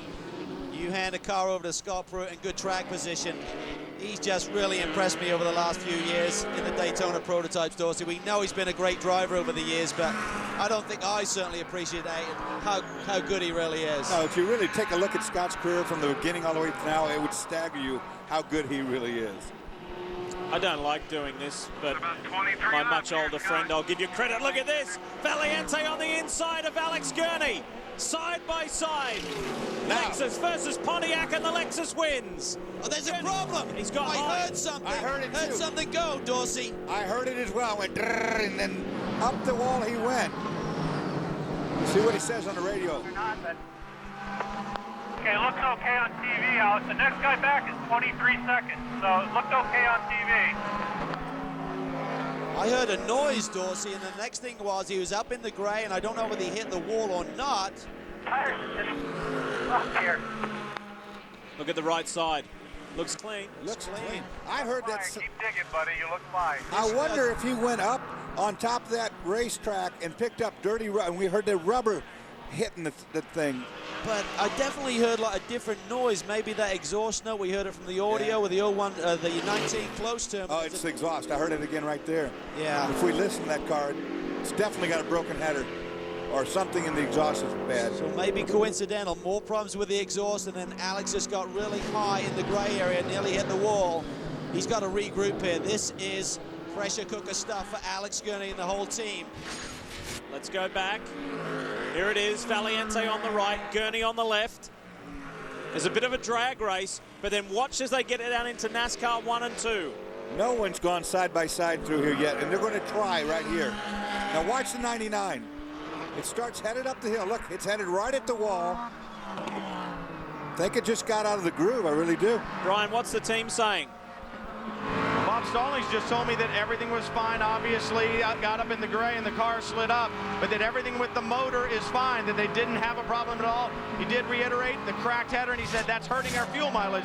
We still think we can make it to the end. That was a fantastic save by Alex Gurney. When that car got in the gray, it headed immediately to the outside wall. He didn't panic. He kept with it. I don't think he touched the wall. I don't see anything wrong with the car, but that was just getting into dirty racetrack. It was weird, though, the angle, Dorsey. It wasn't like a gentle arc that increased. It almost just shot straight right. Typical of a right front cut-down tire is what it looked like. I mean, usually when the thing gives up a right front, you just change direction, head right for the wall, and the car certainly did that. A little while back there, we saw a great view from the onboard from Max Angelelli as we saw the 99 go up towards the wall. So he's got one of those cars out of the way that he needs to dispense with to get back on this lead lap, but he's going to have a tough job with these two Ganassi machines. Let's fill in some of the blanks for you. We know the top three. Then it's Patrick Long 4, Colin Brown 5, Donahue 6, Negri 7th, Angelelli is 8th, Shane Lewis and Ian James round out the top 10. This is what has happened so far at Iowa Speedway. John Fogarty starting from the pole for the 5th consecutive time. Awesome performance. Mark Martin made a great start. Chris Sakaris got tangled up in some dramas, and then Jan Magnussen made the move on Fogarty for the lead. It was short-lived. Scott Pruitt took over from Memo Rojas, and watch this for a move. Great side-by-side racing. Pruitt through to the lead. Patrick Long, York Bergmeister, they enjoyed some good racing. This was the German at the wheel, Bergmeister. And then this was critical. Jan Magnussen, whilst in second, ran off track, and this was very, very costly for Wayne Taylor's SunTrust team. They went down a lap and have been down a lap ever since. This is controversy. Michael Valiente turning Colin Brown around, no penalty handed down. And then this. There's been some pretty hard driving going out there. That was Oswaldo Negri on Matt Al-Hadaf. And then there's David Donahue going side by side with Colin Brown. Brown won that encounter. Ian James on Matt Al-Hadaf. This is most recently in the race. Inside move, Al-Hadaf went down and just slapped the side of the Mike Shank Lexus. And then just a few moments ago, Alex Gurney in trouble, narrowly avoided hitting the wall and lost valuable time on Scott Pruitt. Valiente up into second place for the Mission Residential Z-Line Designs team. Our SunTrust race summary highlights the key points for you. Just 2 cautions in this race. That's a little bit of a surprise, Dorsey, wouldn't you say? Yeah, I was really thinking that, well, we've seen every time a pass has been made, it's because somebody roughs somebody up. There are some gravel traps here. We've been very fortunate. Nobody's got in them. All right, we see Pruitt and Valiente. 1, 2. And we heard from Rob Finlay of the 19 car, we're a team, this is a strong team. We're happy to finish second to Scott Pruitt in the Ganassi machine. He is the points leader, and we will assist that championship chase. There you look at that gap, the way it's been whittled down from 1.4 seconds down to 0.6, and I think this time around it's just under that. Took another half a tenth off on that lap. It's going to be tough for Michael Valiente. He wants his first Daytona prototype victory. He's led laps before in the past, but he wants to see that checkered flag, Dorsey. Well, he's much faster than Scott Pruitt right now. You can see he's reeled him in right now, but do you pass him? Is he going to get that call, sit back there in second place? You don't want to do it. You certainly don't want to do it if you're looking for your first win. I think it's going to be a little tight on fuel too, isn't it? I think that radio transmission was from the 01 Ganassi car to Pruitt. It's been 93 laps since he last pitted. Again, they got to go 107 laps on this stint, which is really stretching it. Timmy Keane told me yesterday, who's the crew chief, team manager, should I say, on the 01 machine, that they had about 105 lap window. Now that can certainly be adjusted, but it's been all green flag running. When you're in traffic, you may save a little bit, but these guys have been running 41, 42 second lap times throughout this stint, so they haven't been saving much. And that was what did surprise me, is the pace of this race. Not just the fact that we haven't had a lot of yellows, but they're running at nearly, the qualifying speed. Well, that's one thing you can save fuel on, is if you get close to Pruitt, you can feather the throttle a little bit, use his draft, and save some gas, and then just roll into the corners. The real key with saving fuel, Dorsey, as you well know, it's not RPM, it's really just easing out of the power as you're coming down into the braking zones and just not being on the gas. Yeah, just coasting in a little bit longer. You're getting off the throttle and just coasting the car in. But look at this now. I mean, I don't know what the call is going to be. I really don't. Well, the good thing that they have in their favour, Pruitt and Valiente, it's a 15-second gap back to Alex Gurney. So the pressure is not immediately there. So they do have that in their favour. They can relax somewhat. The Ganassi cars 1-2, something we have not seen in 2007 like this. We'll be back in a moment. We're back, closing stages here at Iowa. Scott Pruitt heading for a record. Ready to eclipse the now retired Englishman James Weaver on 13 victories in Rolex Sports Car Series history.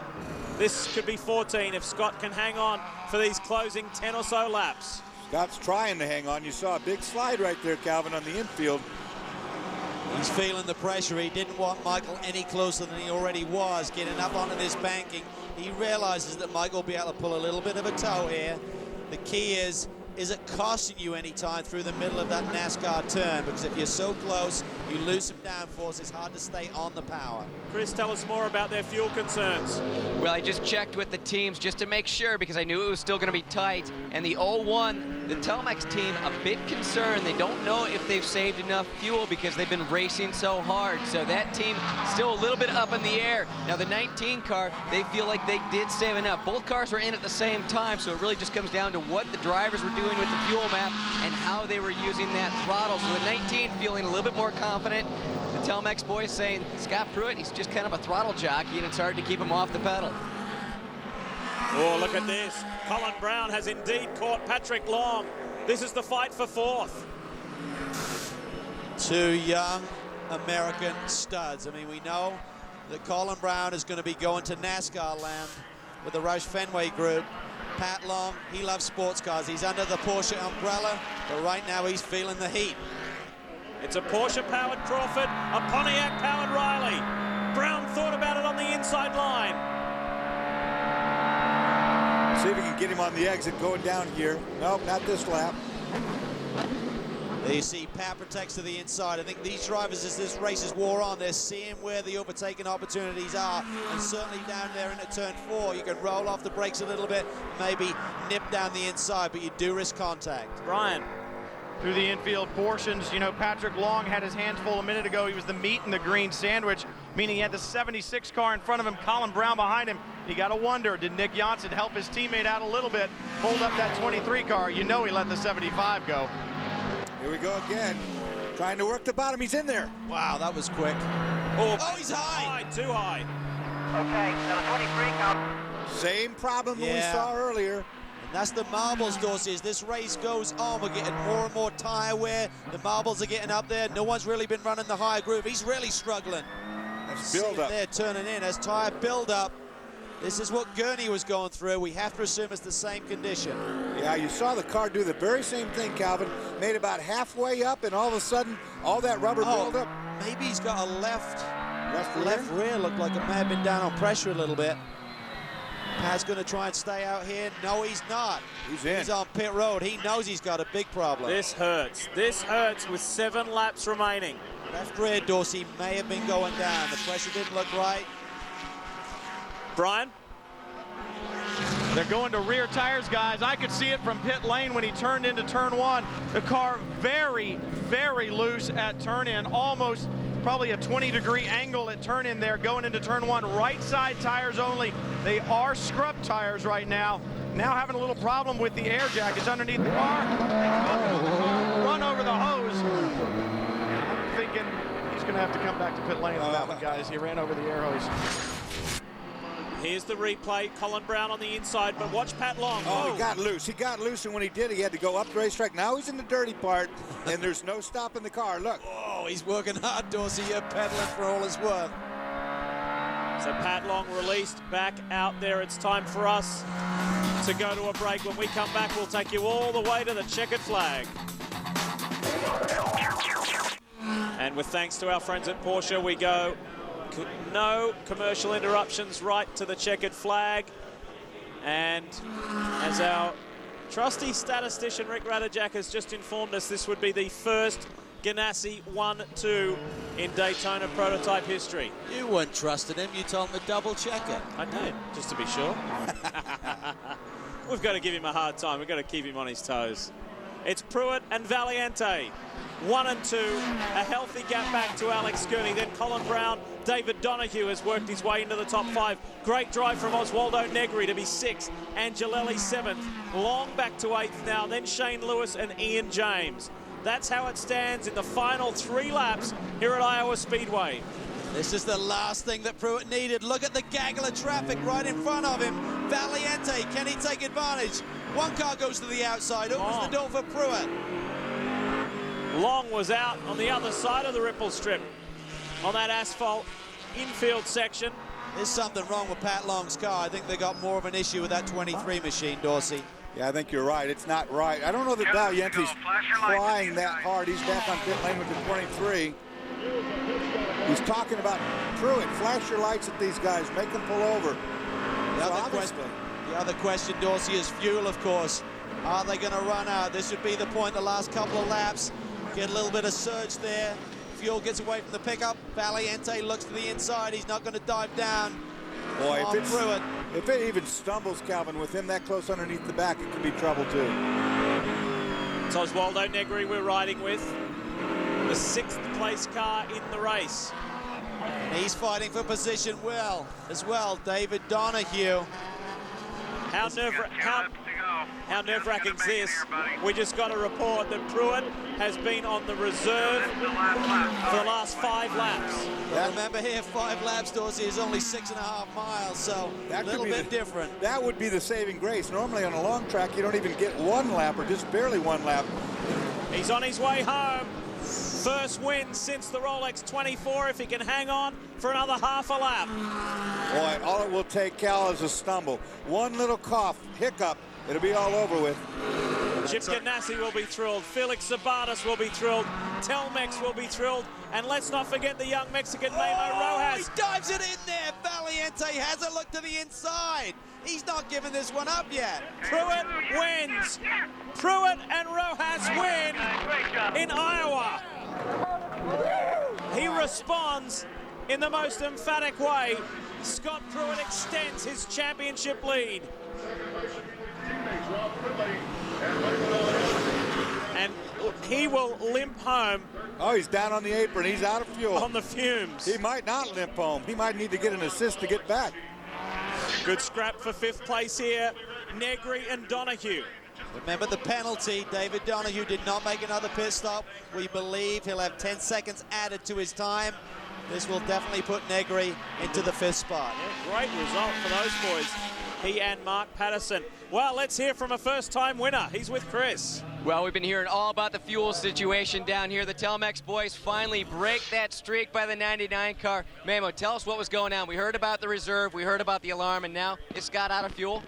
Man, I mean, it's so awesome. I mean, the team did an awesome job. I mean, it was so hard to pass in this track, and we did it all on strategy. I mean, we literally ran out of fuel in the last corner. I mean, it was this close, and I mean, we had to run lean most of the time, and well, I mean, we just barely made it. It's great to be here. Now you get your first Rolex win. You're in your rookie season. Well, how does that finally feel? It's awesome. I mean, the team's been really supportive with me. I mean, I've had a steep learning curve ahead of me since Daytona, and well, I mean, we're doing well in the championship. We're leading the team championship, and I mean, look forward to be the first one of many. Well, Scott Pruitt talked in the beginning of the show how to stop that water that was coming in the boat. They do it with a win tonight. Yeah, super performance. I asked him about the walls closing in on him. He said, I can only do what I can do. And tonight, he becomes the winningest driver in Rolex Series history.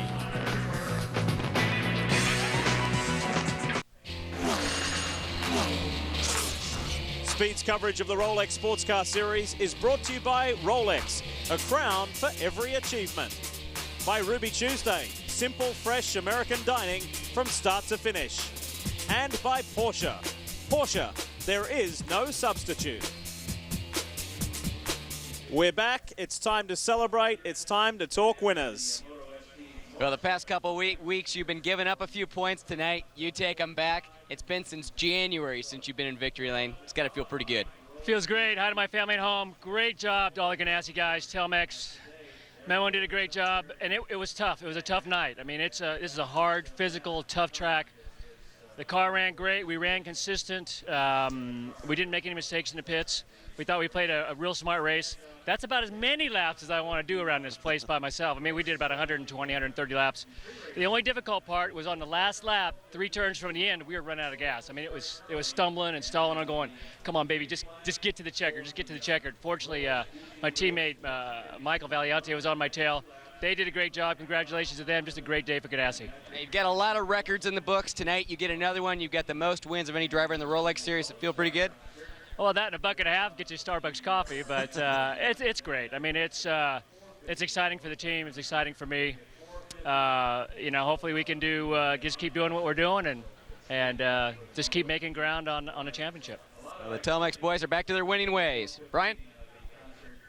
Well, Rob Finley, Michael Valiente celebrating as well. Rob, we've already talked to you. Friday the 13th is not a bad day for you. Michael McDowell and now you and Michael Valiente. Yeah, no, it's been an unbelievable day. It's, I think it was an omen with Michael McDowell getting to where he got into pole or first place rather today. But I was so excited about what we did today. It was a great job. And Michael, what a great drive for you. Some great drives all season long, but they finally pay off. You get that podium finish. How good does it feel? It feels amazing. I mean, I really owe it to Rob. He did a great job all weekend and helped get the car to the position where I could take it forward. And I think we had something for the 01 in the end there, but I think Chip himself would have gave me a call if we got together. So it's great for the team. So you and I have known each other for a long time. I watched you in the Atlantic Series and all that, so we've got a pretty good relationship. Tell me the truth. Could you have passed him in the last couple of laps? Honestly, in the last corner, he either bobbled or something, and I was. If it was anyone else, I would have gone for it. But like I said, I'm a newcomer to the team, and I think I would have been blacklisted if I would have taken Scott out. So probably a good call. And by the way, when Scott Pruitt got out of the car and walked up to Michael Valiente, the first thing he said was, "Thank you." Good stuff from those two guys as we take a snapshot of the overall results. And you see there that Oswaldo Negri got that top 5 finish after the 10-second penalty to David Donahue and Darren Law. And then the championship challengers, Max Angelelli finishing back in 7th. That will hurt. They will be disappointed tonight. Chris? Well, the duo that has been untouchable the past 3 races finally sees a little chink in their armor tonight. Alex, what was going on with the 99 car? Well, when I got in, John led the whole way, and then the 01 got ahead of us in the pit stop. And then it seemed like I maybe had a little something for him, and then we broke an exhaust header. And then it was pretty much downhill from there. Our mileage started going really bad, so we had to conserve a lot more. And then I started falling back, and Valiente got me going in the oval, and I got out high and got in the gray. It took a long time to get the tires cleaned off, and every alarm was going off in the car the whole way. And anyway, we made it to the end, and on a bad day for the Gainesco team, we finished 3rd, so not too bad. John, you've been climbing in the championship the past few weekends. You give up a little bit tonight. How much pressure is that going to put on the rest of the year? We're going to be under pressure the rest of the year, whether or not we win or not. So we're going to keep shooting for wins. There's not the way the points are structured. There's not a huge difference. Fortunately, we made up some time or some points on the 10 car, but it was still a good night for the Gainesco Auto Insurance car. We fought through a lot, and we knew it was going to be kind of a funky race, and a lot was going to happen in the pits, which it did. And Alex did a good job bringing a wounded car home. Well, it's been a good run for these boys, and I'm sure we'll see them back in victory lane real soon. Let's have a look at the points. Remember that Scott Pruitt came in with just a 4-point advantage. That's now extended to 15. Gurney and Fogarty close in on Angelelli, don't they? Rojas, great maximum points tonight, and Colin Brown and Max Pappas remain there 10 points further back. So that's how it stands heading into the next round at Barber Motorsports Park in Alabama. The SunTrust Improve Your Position Award winner. I don't think there'll be any surprises here after that dynamic start from Mark Martin and great run from Shane Lewis. Well done.